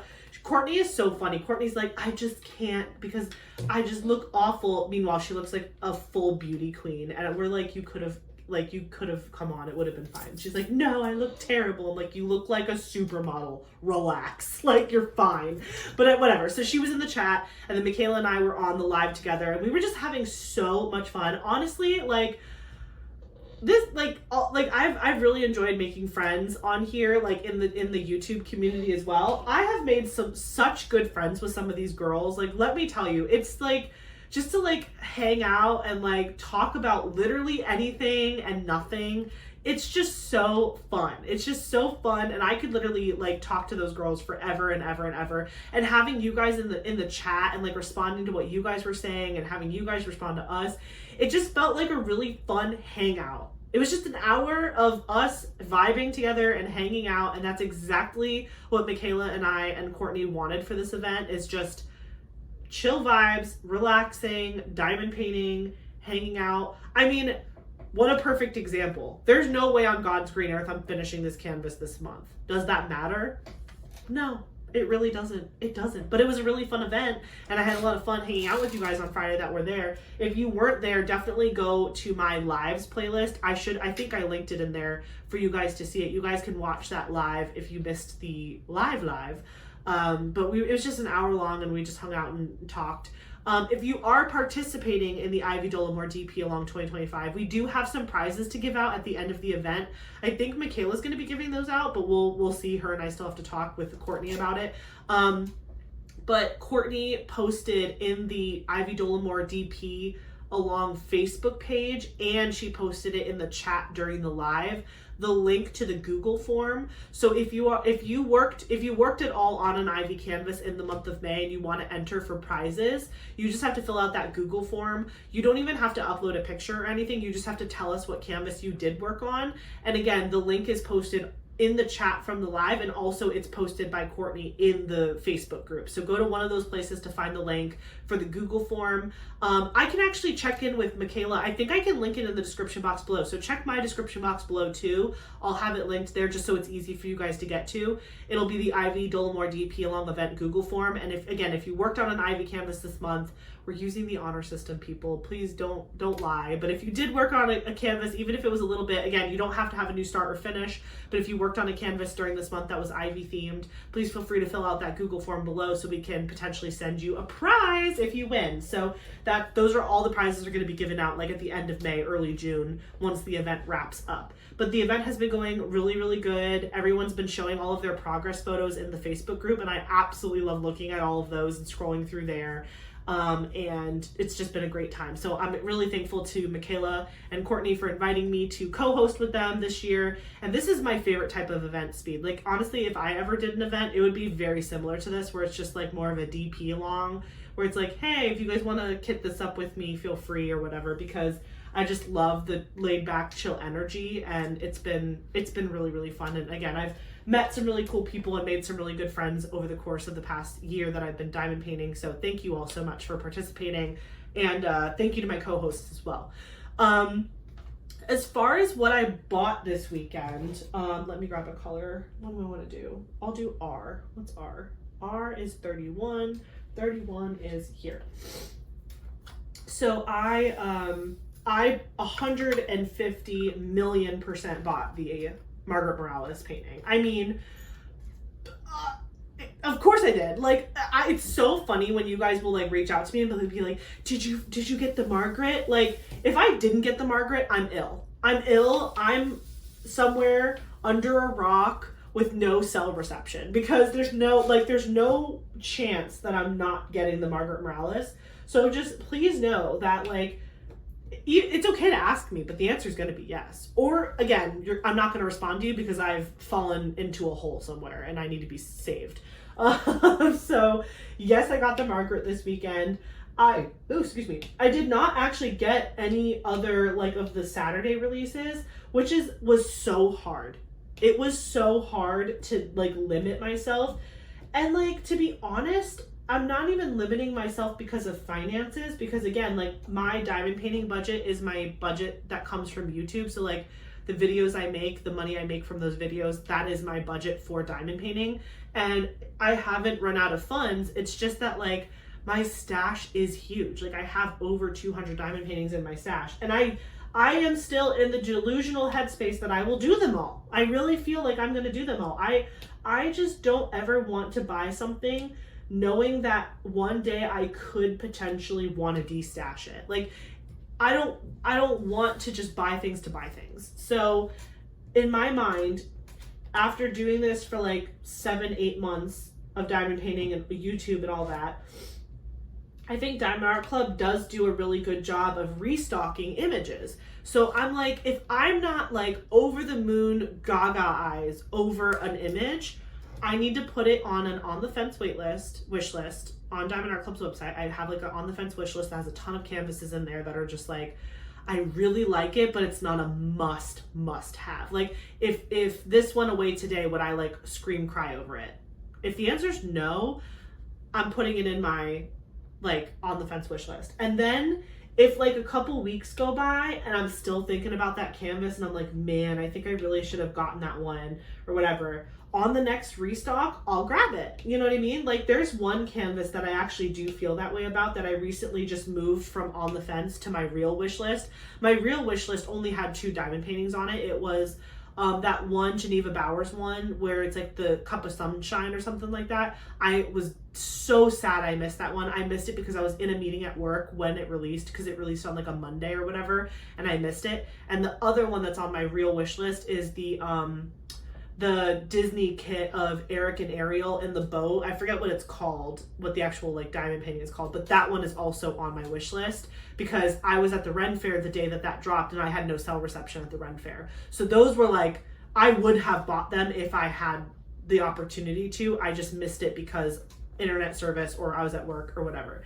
But the third one that I added to that group was, again, I can't remember the name of it, but it's the one where it's the two cats cuddling and they're surrounded by these big, beautiful flowers with like butterflies. It's drop dead gorgeous. I think my hesitation when it first released was the size, because I had recently been picking up a ton of really huge diamond paintings and I told myself like, okay, Ash, like you need to build a plan to finish some more of these bigger paintings before you just keep buying them, because at the end of the day, you're going to end up with a stash that's like only humongous diamond paintings. And like, I don't necessarily want that to happen, but I definitely like after a couple days went by and I was like, man, I really wish I would have grabbed that one. So whenever, I think that one will restock. So whenever that one restocks, I'll be picking that one up too, just because I really do think after spending some time thinking on it, I do think I really want to do that canvas. It's just it's so bold and colorful and vibrant and beautiful. I don't have like cats that look like those two cats specifically, but I do have two long-haired cats that are in love with each other. So I just thought it was very cute and representative of them. So in general, I'm gonna get it whenever it restocks, if it restocks. If it doesn't restock for whatever crazy reason, I'll pick it up on a D-stash one day because it's really pretty. But it's a big canvas, which is why I think I initially didn't get it. But yeah, my on the fence wish list is long because it's just canvases that I'm just like, like I don't know. Like some of the more random ones that are on my on the fence wish list are like, I have the 3 Powerpuff Girl ones, the small ones. There's like 3 images of the Powerpuff Girls, and actually I think Blossom just came back into stock, so now technically all 3 of them are available on the website, and I'm itching to get all 3 of them, but I just don't need that right now. Like I just, for what? Like I love the idea of having them in my stash as like small, like they're just small cute little kits that I could use as like an option for like traveling with them or whatever. But I'm like, do I really need them? I might get them. I'm still not sure. I'm debating with myself, but I like the idea of adding more of those like snacky small canvases to my stash, especially because I do have a lot of travel plans coming up and I'm already thinking that, you know, I'm probably going to deplete some of my smaller kits here in the near future, you know, moving into the fall of this year. So that's just something that I did. I only bought the Margaret Morales on Saturday. But another thing that I did buy, sorry, I think I have a sleepy in my eye. Another thing I did buy this week was Amazon. Diamond Art Club dropped some new Amazon exclusive releases. And so I did pick up 3 new small canvases from the Amazon storefront for Diamond Art Club. One of them was that adorable kitty. I can't remember what it's called. Did I write the name here? I don't think I did. No, I just said 3 Amazon kits. Yeah. One of them was that really cute cat one. And then the other 2 that I picked up were ones that were not new. They were just ones that I had my eye on for a while. And I was like, well, if I'm already ordering from Diamond Art Club's Amazon storefront, I might as well. So I went ahead and I did that. Oh, it was an eyelash. Here, wish on the eyelash with me. Okay, I made a wish. Did you make a wish? I made a wish. You can wish on my eyelash. That's cool. I'll share my wish with you. So yeah, technically I bought 4 kits this week. 3 of them were the tiny Amazon kits, and then 1 was the Margaret Morales on Saturday. But we'll see what's coming in the future. I'm excited to see what else comes out throughout the summer. I feel like because I started diamond painting in August of 2024, when I started diamond painting and I went through Diamond Art Club's like entire inventory and what was in stock and out of stock, I feel like the summer had a lot of killer diamond paintings that they came out over summer of 24 and they were already out of stock by the time I started, so I was watching them for restocks. So I'm hopeful that this summer is as good as last summer was, because last summer there were a ton of really good paintings that came out, so I'm excited about that too. What else was I going to tell you? Anything else diamond painting related? Oh yeah, no, I'm just looking forward to kitting up my Summer with the Masters project. But okay, here's my dilemma. It's so ridiculous. But my dilemma with the diamond, with that diamond painting project is I didn't slash I probably will not finish a large diamond painting this month in May, and all of my storage is currently full. So these two are a bottle case. My other bottle case is empty. I have one set of 60 bottles that is fully empty, but I'm pretty sure that would not be enough to fit my Jaded Gem Shop canvas. I can't remember. I think that might have too many colors for it to work in just a 60 bottle case. My Diamond Art Club storage has Allison roses in it in one square. I have the second square open, but then I still don't have enough containers that would fit in one square. Maybe I do. I don't know what to do. I'm like, do I buy another storage system? Which seems super unhinged of me to do. But I don't think if I bought another storage system, it would make me do even more WIPs. I say that now.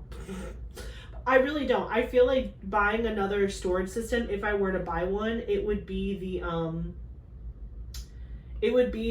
the huge bottle case one, the 481. Because if I bought because I really do think, I've had a couple people ask me in the comments, like, what's your favorite storage system? I freaking love these bottles. I really do. I love that I have the serial number on the top. I never have to take the sticker off. It's super easy. I just really like it. I really like it. Elizabeth Ward and Diamond Art Club are still awesome, and I still have use for them, and I will continue to use them. But like, this is just so easy. It's so easy, and it comes in a little suitcase and it's self-contained, and I love it. I love it, love it, love it. With that being said though, I'm like, I have a 120 suitcase and I have a 60 suitcase. I'm like, I really just need to commit to the big one. That way I could potentially have multiple diamond paintings in one suitcase on different levels. Like, that would make more sense. Obviously, if I have one big project, like the Josephine wall would 100% fit in a 480 bottle case. So I'm also kind of thinking ahead of some of the canvases I have, and I'm like, well, I do have some pretty big diamond paintings that a 480 bottle case system would probably work out really, really well. So that way I'm not having to bring my, stacks and stacks of Elizabeth Ward or Diamond Art Club, because I only have 2 of each of those. And I'm really trying to avoid not buying more of those, because it's multiple trays, and I don't love the idea of having multiple trays per diamond painting, but having one suitcase per diamond painting, I don't know, mentally it just works for me. I don't know what to tell you. So I am debating on getting the big bottle case from Art Dot. Let me know in the comments if you have it and you like it and what your feedback is on that. But for my Jaded Gem Shop Summer with the Masters canvas, I might bite the bullet and do it. And then I can't speak to the future definitely, but I feel like that might be the final thing that I need to really buy for like the system itself. I definitely could see myself getting more of the individual storage containers for Diamond Art Club and for Elizabeth Ward, so that way I have more configuration availability for each of those systems. But I don't really see myself buying more of the actual container itself, because I just feel like I have to commit to the bottles, or I have to commit to the like container things, and I'm just really loving the bottles. I'm really, really loving the bottles.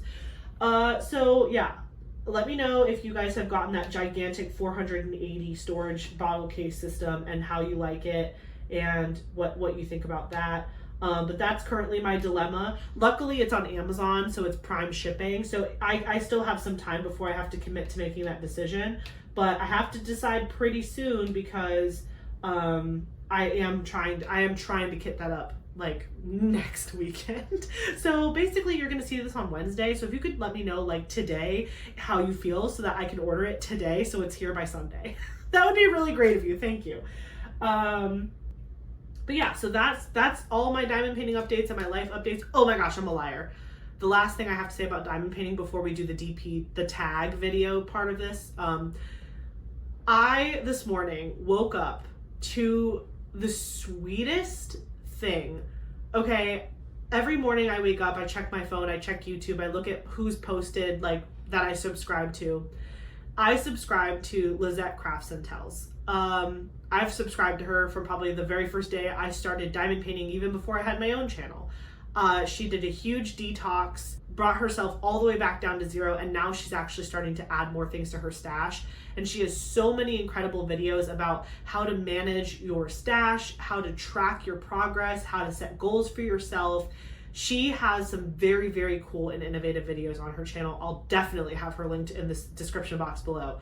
But this morning I was just like, waking up, scrolling through my phone, and I went onto YouTube, and there was a video, because I have notifications turned on for all of the people that I subscribe to. It was like, oh, Lizette Crafts and Tells, my top 80 favorite diamond painting channels on YouTube. And I was like, oh, okay. So nosy me, I'm like, am I on the list? Did I make the list?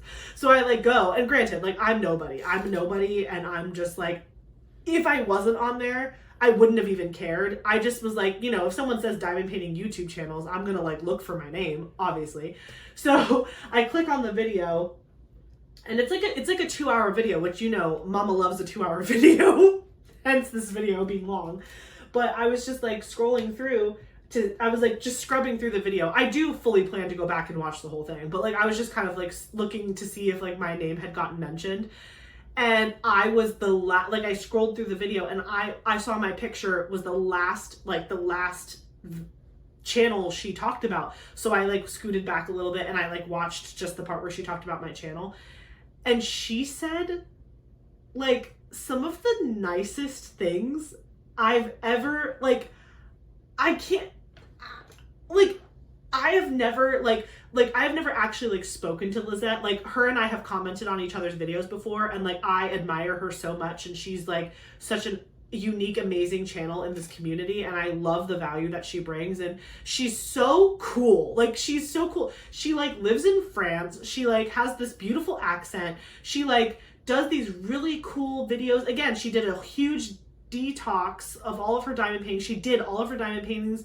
I am obsessed with her granny squares that she's doing right now. I literally want to do that. For her spare drills, instead of just kitting them down in a box and never looking at them again, after she finishes a diamond painting, she draws her own design for a granny square and uses the colors from the kit that she's kitting down to make a granny square so it represents the canvas she finished. I was like, Lizette, you're a freaking genius. I want to do that so bad. It's going to happen eventually. A lot's going on. She's got the coolest channel ever.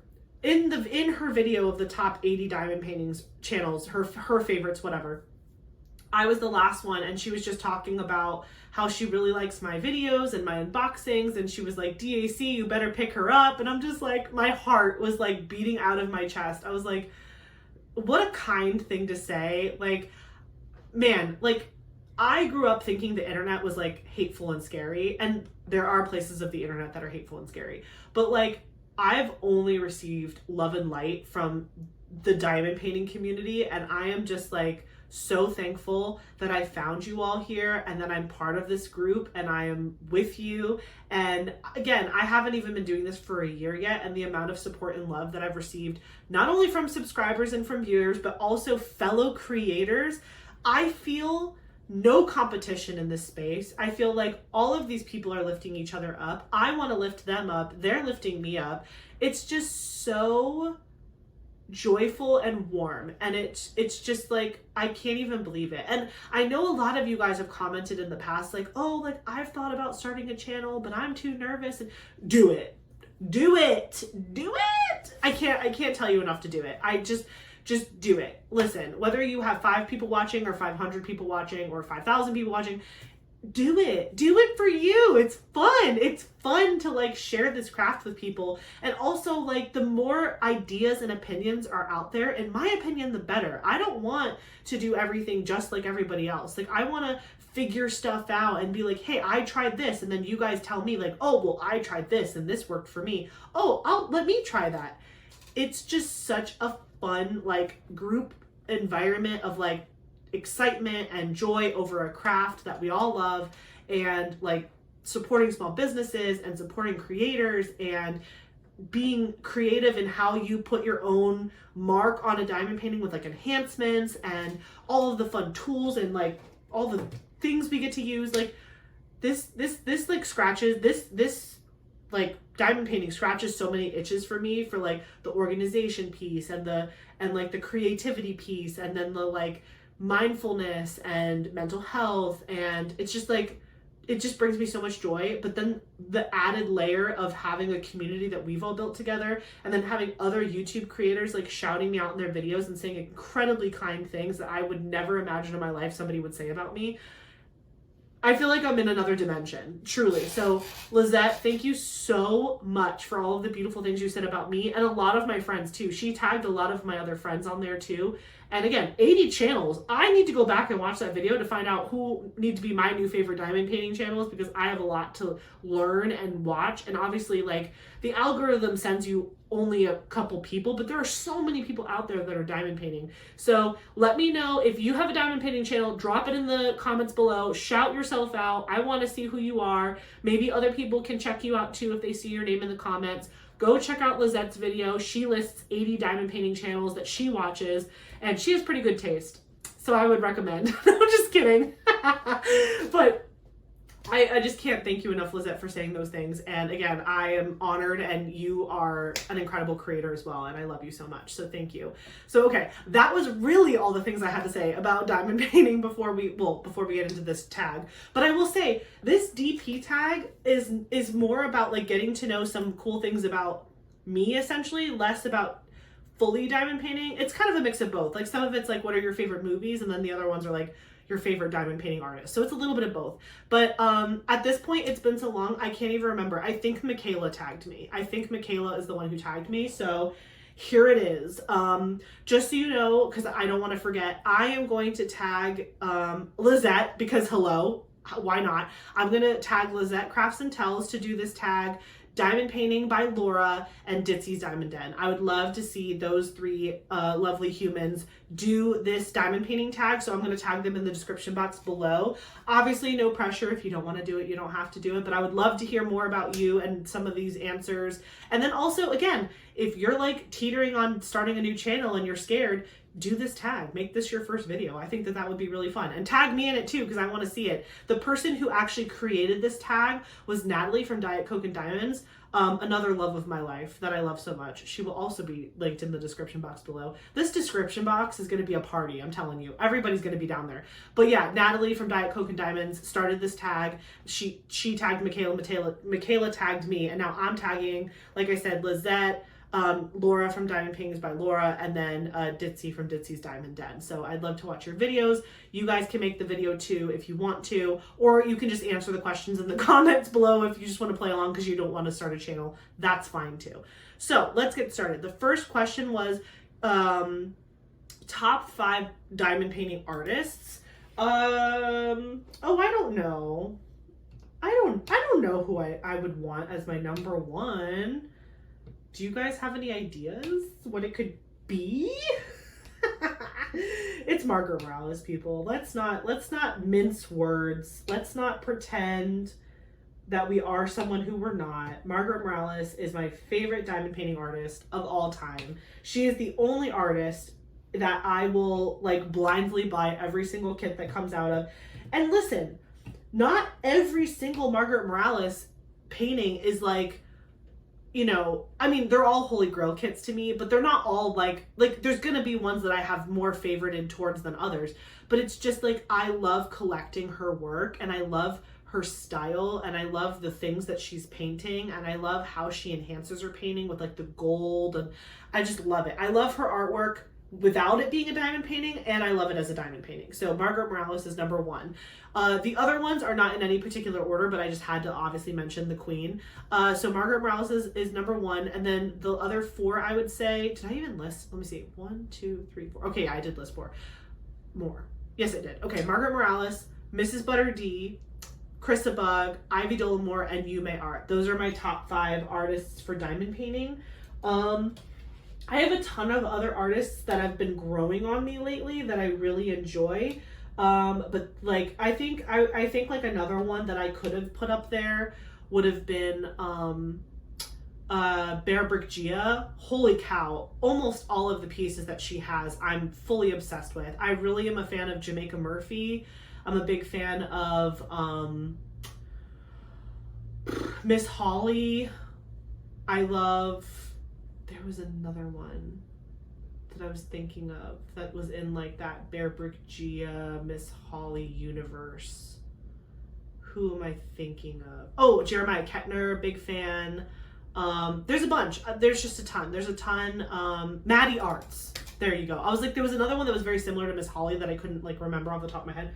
It was Maddie Arts. There's a ton of amazing artists that are not just with Diamond Art Club, with multiple people. Krista Bug is with Jada Gem Shop and Diamond Art Club. There are some other artists that have crossover. Like I mentioned in a previous video that Hiroko is with Enablers Outpost and Carrot Art Design. Love Hiroko so much also. That could also be another top contender. There's just a ton of artists that I love, but those are definitely my top 5. Again, that was Margaret Morales, Mrs. Butter D, Krista Bug, Ivy Dolamore, Yume Art. Those are my 5. Top 5 completed diamond paintings.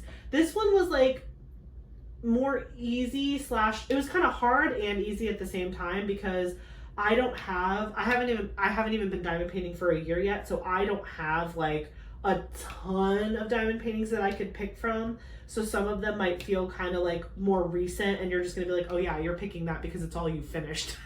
But I've finished more than 5, okay? I finished 8 diamond paintings in my first year of 2024.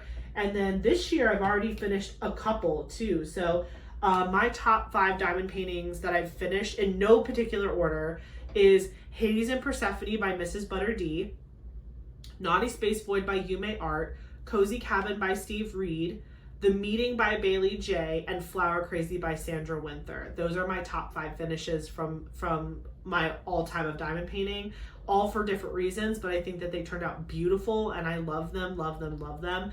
I still think if I had to pick from those top 5, which was my most favorite finish, it's probably a tie between Flower Crazy, which I just finished this year, and Hades and Persephone by Mrs. Butter D. I think those are tied for number 1 right now for me. One was a round, one was a square. Hades and Persephone was the round. Then the next question here is my top 5 most anticipated kits to work on. So what kits do I have in my stash, or what kits do I have that I would really love to see myself work on sooner than later?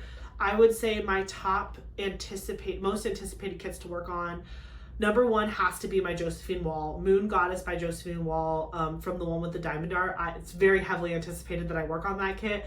I'm so excited to work on that kit sooner than later. Hopefully it shows up in voting at one point and my members vote for me to do it, because that would be really fun. What else? Sorry, I'm just losing my spot on my document here.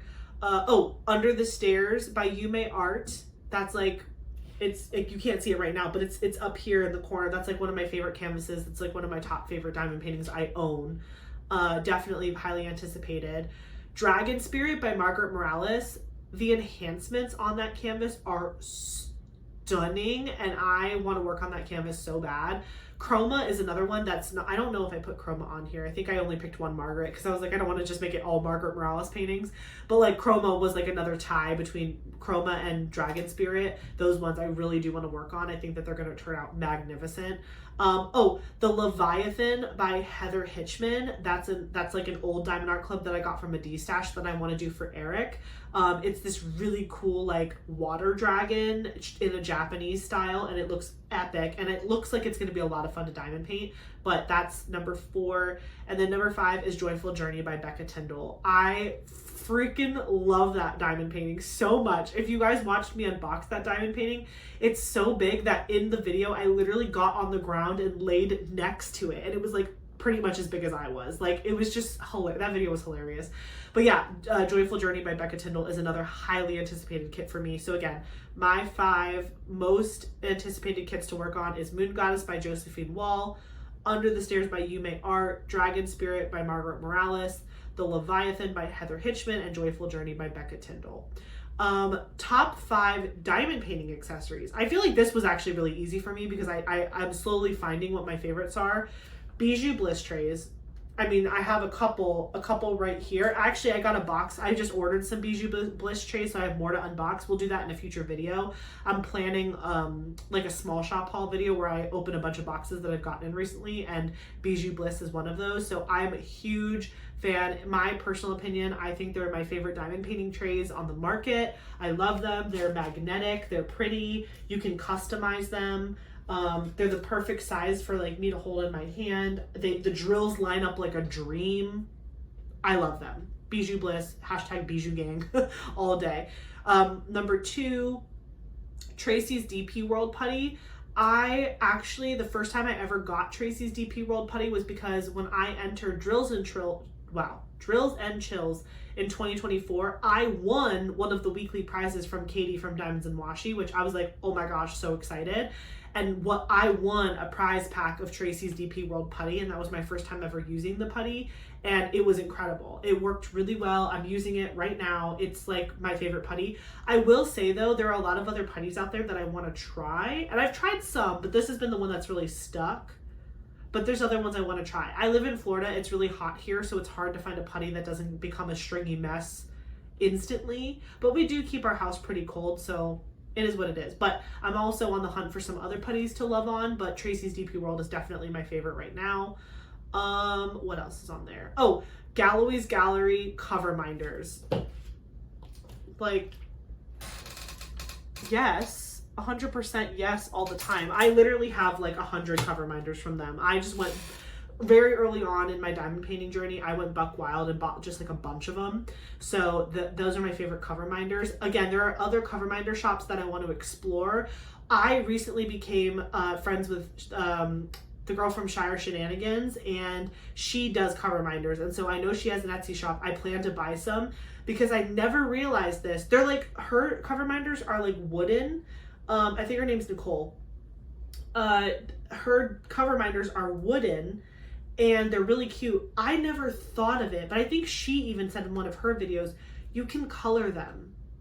And I have a ton of really fun paint pens, and I was like, wouldn't it be cool to like buy a bunch of her wooden cover minders and then like paint them myself, like with paint markers? Oh, so that's gonna happen eventually. It just hasn't happened yet, but I will be doing that because that's really cool. They're just like plain wood cover minders that have like wood grain, and they're like really cute designs, but I kind of want to like color them myself. I think that would be fun. So that was number 3 was Galloway's Gallery cover minders. Number 4 is my Peachy Keen pen. I'm fully this is the only Peachy Keen pen I have, but like I'm fully obsessed with it, and I'm constantly checking her website for more pen drops. One thing that I've realized about myself is that I am more likely to buy a finished diamond painting pen that I love versus buying a blank. A lot of these pen shops or people that sell pens like as part of their small business, they will acquire blanks, which is basically just pretend like this is just like a block of resin or a block of acrylic or whatever this material is. It's just in a block, and then you buy the blank, and then you tell the turner how you want it turned. Do you want 3 bumps, 4 bumps, 5 bumps? Do you want the little diamonds on the pen? Do you want it to have like a rounded tip or a baseball tip or whatever? You customize the pen essentially with how you want it to look, and then the turner turns the blank into the pen, and then they sell you the pen. So you might pay $10 to $15 for the blank. The blank company sends your blank to the turning company, then the turning company charges you like $50, $60 for your customized turned pen. So it's kind of a procedure, but it's fun. Like, you can get some really cool pens that way. But me personally, I feel like I don't have the vision to be like, I know what I want my pen to look like. I really like it when I just see a beautiful pen and I'm like, I want to buy that pen. So I don't have a million custom pens. I have like maybe 5 or so that I've bought myself, and then a couple people have sent me some. But like, I find myself more drawn to purchasing a finished pen because I'm like, it's done and I know it's beautiful, versus me like having to imagine a blank look like a pen in my mind and what bumps would look good. Do you know what I'm saying? I'm super simple minded. I'm like, just show me the pretty thing and let me buy the pretty thing. I don't want to have to choose all of these things, but I love that it is customizable for other people. And honestly, something that I do love to do is like see how other people customize their pens and then be like, oh, maybe I'll just send this picture to somebody and be like, can I have something similar to this? You really can't do a 1-for-1 because every pen is unique based on the turn, but like you can get close. So I don't know, but I don't have too many pens, but this one's definitely been my favorite since I got it for March Madness, and I love it. It's a great size. It's like almost 5 inches tall, and it's got an 8-placer from Diamond Art Club on this side and a single placer on this side. I love it. I use it all the time. Also, like honorable mention, I do also love the Diamond Art Club pens that they sell. Now, I don't use the ones that just come in the toolkit, but I do like the ones that they sell. Like here's the one that I use the most often from Diamond Art Club. It's just like a really pretty like galaxy one. I just love that so much. But I think these are different sizes. Yeah, my Peachy Keen one is a little bit bigger, but I like both of these pens for different reasons. And then number 5 is kind of boring. It's in my single placer right now. It's glue dots. Glue dots is literally one of my favorite accessories because without them, I think I would get really frustrated. I've tried putting putty in my single placer and it just does not work for me.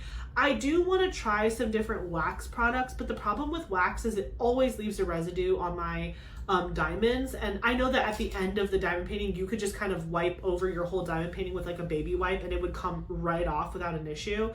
But I'm just like, I don't like the residue thing. So the glue dots never leave a residue, and it's really easy to get them to like the perfect stickiness. You just like tap it on your clothing and the fuzz creates like a layer so that way it's not pulling your diamonds out.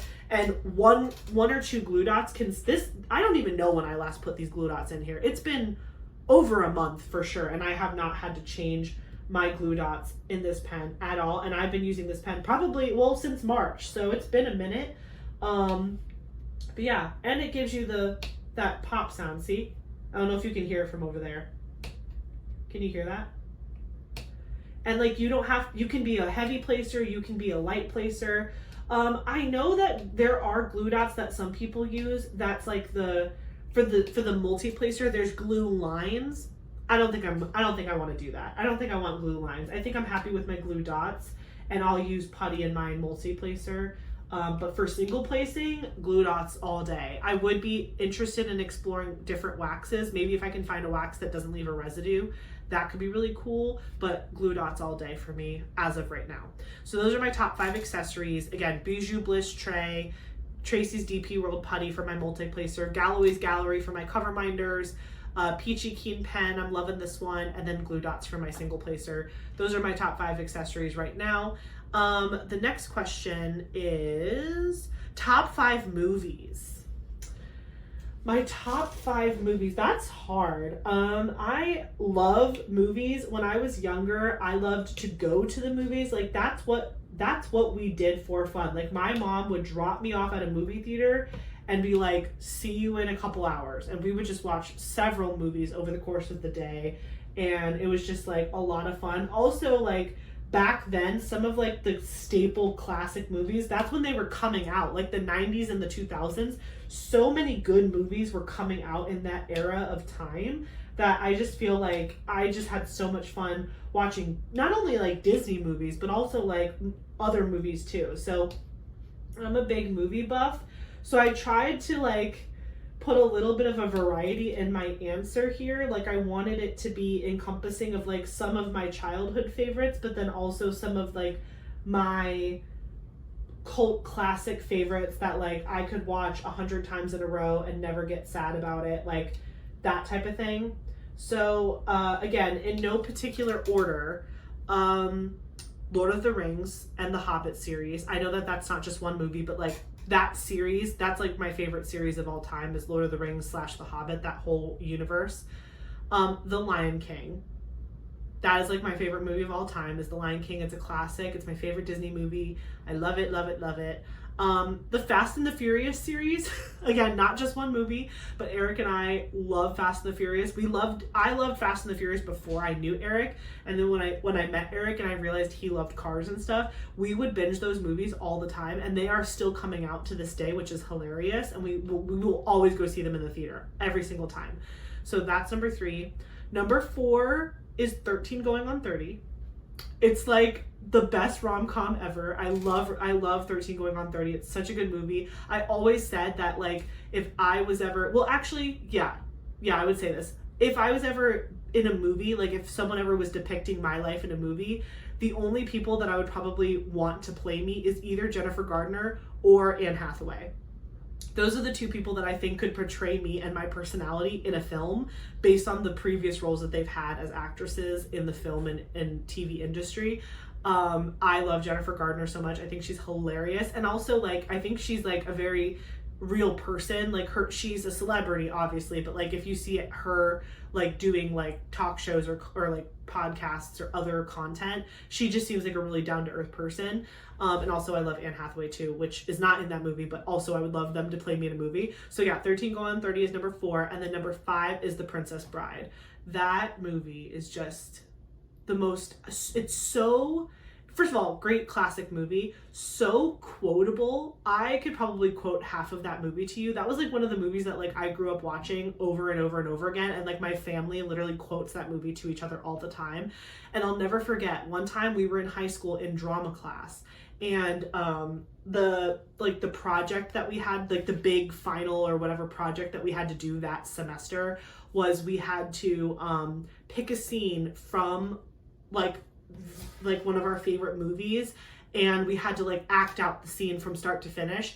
And me and my friend Kelly were like both equally obsessed with The Princess Bride. We didn't even we maybe practiced like 4 times. We did the entire scene where Vicini is sitting there with the 2 wine glasses across from what's his face, Wesley, and that whole scene of like them trying to find the poison. Literally, we practiced like maybe 4 times, and we did the entire scene. She was Vicini, I was Wesley. It was amazing. So anyway, love Princess Bride. So just as a recap, my top 5 movies, or like movie genre series, whatever: Lord of the Rings / Hobbit, Lion King, The Fast and the Furious series, 13 Going on 30, and Princess Bride. There's so many other honorable mentions, I can't even mention them because there's so many that could have also been in this top list, but I'm a huge movie buff, and I'm very easy to please with movies. Like, I'm not somebody who's like super hypercritical of movies. There are very few movies where I watch them and I'm like, that sucked. You know what I mean? Like, I can usually find a silver lining in any movie, and I also just really love the movie going experience. I love like going to the theater and getting your snacks and getting your drinks and like sitting in the comfy chair and like, oh, like when you're in high school, you're like, I'm going to try to like sit next to the cute boy that I like, and oh, everyone's filing in the aisle. How am I going to squeeze my way in there? It's just, I love it all. I love everything about the movie going experience. It's so good. Okay. The next question was top 5 TV shows. And this was another one that was pretty easy for me. I'm not going to lie. Let me just make sure I wrote 5. 1, 2, 3, 4, 5. Yes, I did. Okay.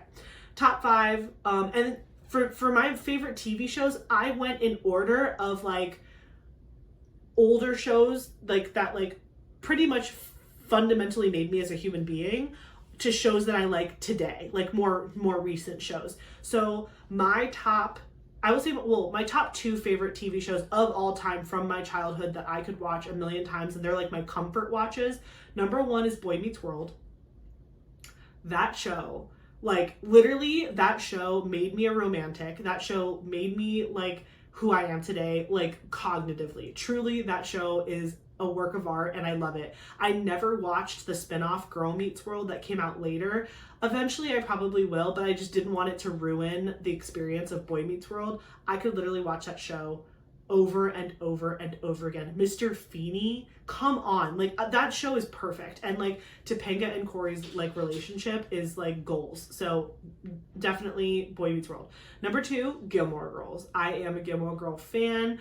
I was watching Gilmore Girls when you had to run home on Wednesday nights to watch it live, because it was on like live TV and we didn't have all the fancy Netflixes and things, and you can go back and watch it. So like if you didn't watch it or you didn't DVR it and record it, you didn't see it, and then everybody at school was talking about it and you knew nothing and you were very upset. So Gilmore Girls, very fundamental, loved it, loved the mother-daughter relationship. I'm really close with my mom, as most of you guys know that have been watching my channel, and I just loved the dynamic of like the absent dad, but he was still in love with the mom, and then the daughter-mother relationship, and then there was Luke, and then like his relationship with Lorelai, and then the grandparents, and then the private school. I definitely don't think that my life, I definitely could not like one for one compare my life to Gilmore Girls, but I also had a very strong relationship with my mother, who my mother was also divorced.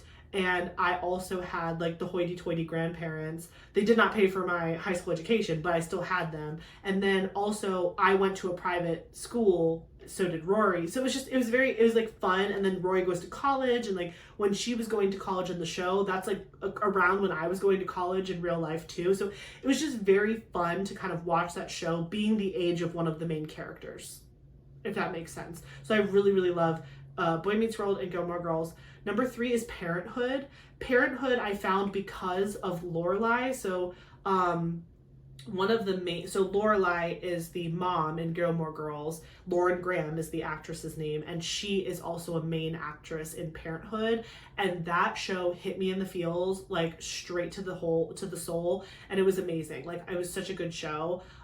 So sad that it ended, but I loved Parenthood. Number 4 is not a show that came out more recently, but it's a show that I discovered in college.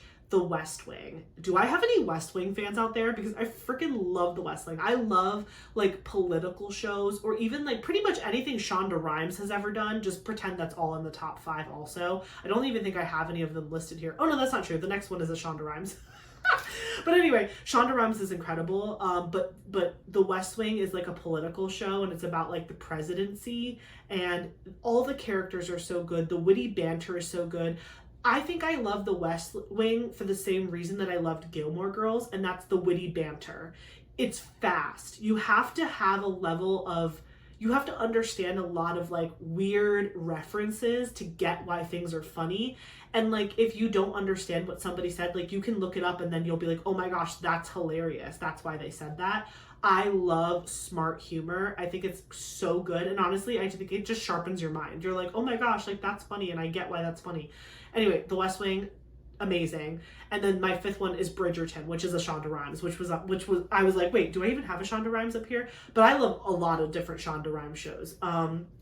Bridgerton is definitely my favorite though. I friggin' love Bridgerton. First of all, I'm a big romantic like fan, romantasy, rom-coms, period romance. This is like all of that combined. Bridgerton is like set in a time period, but then it's also like gossipy, like there's balls and parties, and it's like, I just love the time frame. I love the costumes. I love the drama. I love that it's inspired by a book series. Bridgerton is actually a series, a novel series that you can read, which I do intend to do eventually. But I actually don't want to read them until the show is over, because I don't want to get ahead, and if I get to where the show is, I'm going to compulsively continue reading, and I kind of like that I don't know what's coming next. There's a lot of people out there that have already read Bridgerton, and they know what's coming next, and I like that I don't know what's coming next.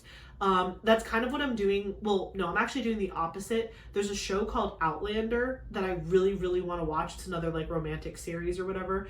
It's a book series. I have not watched Outlander yet, so I'm thinking I do want to binge the Outlander books and then watch the show.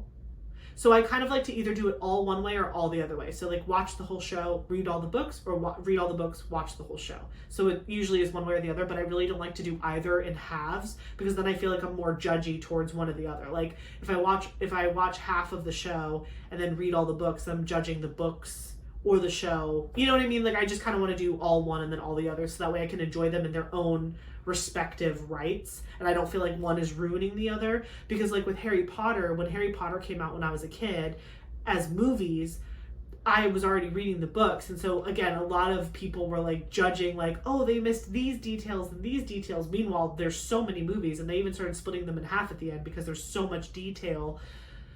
But yeah, anyways, that's a long story short. But yeah, so my top 5 TV shows is Boy Meets World, Gilmore Girls, Parenthood, The West Wing, and Bridgerton. So those are all the questions that were in that DP tag. So thank you so much to Michaela for tagging me. Thank you so much, Natalie from Diet Coke and Diamonds, for creating this tag. I think it was incredibly clever, and I had a lot of fun answering not only the diamond painting questions, but also the questions that let people learn more about me and who I am fundamentally. I'm still on R, but I actually did almost finish it. Let me just knock out these last couple R's, and then we will do our question of the day, and then we will wrap up this video. So let me just finish. There's just a couple R's that I missed up here in her shoulder really fast. Let me know in the comments too if you guys have answers to any of those questions. I would love to hear your answers. I dropped a draw on the sticky part. So let me know if you have favorite movies, TV shows, diamond painting accessories, any of the questions that we answered today. I would love to hear your responses to those as well. But you know, I'm already going to give you homework because we're about to do our question of the day, and I'm also going to ask you to answer that question depending on what it is. We do have to pick a number though, so I don't know what number I should pick. Maybe I should pick number, I don't know. I did like picking a DMC number last time. That was kind of fun. Maybe I'll pick a DMC number that's on my enhancement sheet. That would be kind of fun. I can pick anything 1 through 2000 because there's 2000 questions in the book. So we will do that. So let me just put this color away, and then we will do our question of the day. Let's see.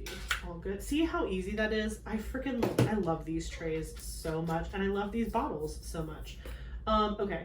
Actually, this is an honorable mention too for favorite accessories. If you can count storage solutions as an accessory, I love my storage, my bottle storage. Okay, so this is my book, 2000 Questions About Me. Every whip and chat, we just pull a random number and ask the question, and I answer it, and then I ask you guys to answer it along with me. So on my enhancements note card here, there's some numbers that are above 2000, but 316 is the first one I saw that is not. So let's look up number 316. 316. Let's see. Ooh. Have you ever maxed out your credit cards, and on what? Wow, what a question. So question 316, have you ever maxed out your credit cards? And if you have, on what? Wow. Hold on, let me highlight this. Have you ever maxed out your credit cards? Okay, let me highlight. I highlight them so that way I know I've asked the question. So if we ever pick again in the future, I don't double ask. Have you ever maxed out your credit cards? I don't know. I had a credit card pretty young, like while I was still a teenager. I think I was like 16, and I've always banked with Bank of America, and so when I was like 16 or so, I got a debit card attached to my parents' account, and they would put like small amounts of money in there for me to use whenever, again, I would go to the movies or go out with friends or go to dinners or trips, whatever, field trips. So I had a debit card, and then they let me like have a credit card, and we just added it to that account. And I don't think I've ever maxed out that credit card ever, because again, I'm one of those people, I know we were talking about like finances and money earlier. I'm one of those people who, like, I definitely didn't grow up poor. That's not true at all. But I grew up with people like in a family that they like struggled with debt a lot. And so I always told myself like I didn't want that for myself. And so I've been pretty diligent with money my whole life, but I do have a funny story about a credit card. So I had that Bank of America credit card. It was my only credit card, and it's what I used for like everything when I went to college. So like before I went to college, I don't think I really ever used that credit card, but when I went to college, like I did use it a lot because I was trying to build my credit, and I was trying to like create a budget for myself. But then I told myself, oh, Ashley, like your wardrobe is really like childish, like t-shirts, shorts. You don't really have any professional attire. And I was shopping for an outfit for a job, I think, because in the summer, before I even met Eric, in the summer, to make money so I could afford to like eat and live while I was in college, I would go home and I would work for my mom's business. She worked for a company that did like Medicare stuff. And so it was basically a glorified call center. So in the summer they would hire me and I would work there over the summer and take all that money back with me to college. But like it was an office, and so I had to have like professional clothing, and I didn't have that. So I told myself, I was like, what if I got a credit card for like some sort of like clothing store where I could get professional clothes, and it would just be for that, and I would only use it for that, and I'd pay it off immediately, whatever. So I went to New York and Company, and I got this really pretty dress. The dress was like literally $16, which is why this story is so hilarious. It's like $16. I had the money. I had the cash in hand. I go to buy this dress, and the woman at the counter, the cashier, was like, would you like to open a credit card with us? I'm over 18, like it's fine, whatever. She's like, I'm not a child. And she's like, would you like to open a credit card with us? And I had thought about this plan that I had, and I was like, oh, I never even thought of this store, but like, I do really like a lot of their outfits. It's very like, you know, business appropriate, but stuff that I could wear elsewhere. It's like pretty. I like the store. Sure. So I sign up for the credit card right there. I get approved, the whole 9 yards. And I say to her, I was like, can I use the credit card for this purchase, or should I just pay in person and then wait? She's like, yeah, you'll have to pay for it here, like regular, like just pay, like you'll have to pay with real money right now. And then you'll get the credit card in the mail. And then when you activate the credit card, you can start purchasing on the credit card. And I was like, perfect. I gave her $16 in cash for this dress. It was on like mega sale. It was like a really good deal. The dress was normally like $50. So I give her the cash. I walk out with my dress. Don't think anything of it. Cut to like a couple months later, or not even, like whatever. I get the card in the mail. Everything's normal. I activate the credit card. A couple months later, I realized I'm not really using this card. It was a silly impulse to do it. I didn't need that many outfits. You know what I mean? Like, I don't know. It was a very childish thing to like get a credit card for like a clothing store that like I shop at. Never. You know what I mean? Like, it was just like, again, you live and you learn, right? I was young. I lived, I learned. And I was like, yeah, I never used this credit card, whatever. I'm in college, remember? So all of my mail, I'm still using my mom's, like my home address for all the mail. I'm still sending all of my mail home because I live in a dorm and I don't want important things to come to my dorm. So I send it all home, and I would visit my mom often. So I would pick up my mail, whatever. I realized months and months and months and months later, so I go home and like I was looking through my mail, and I don't remember how I discovered it. I really don't remember. But I think I saw something on the counter, whatever, New York and Company, and I was confused. I was like, why am I getting this bill, whatever? And it was like, everything was like bold and in red and yellow. And it was like, you are in like so much trouble. You have not paid your credit card bill, this, that, and the other. It was like freaking out. It was like, you are so overdue. Like, we're coming at you. And I was like, what the heck is this?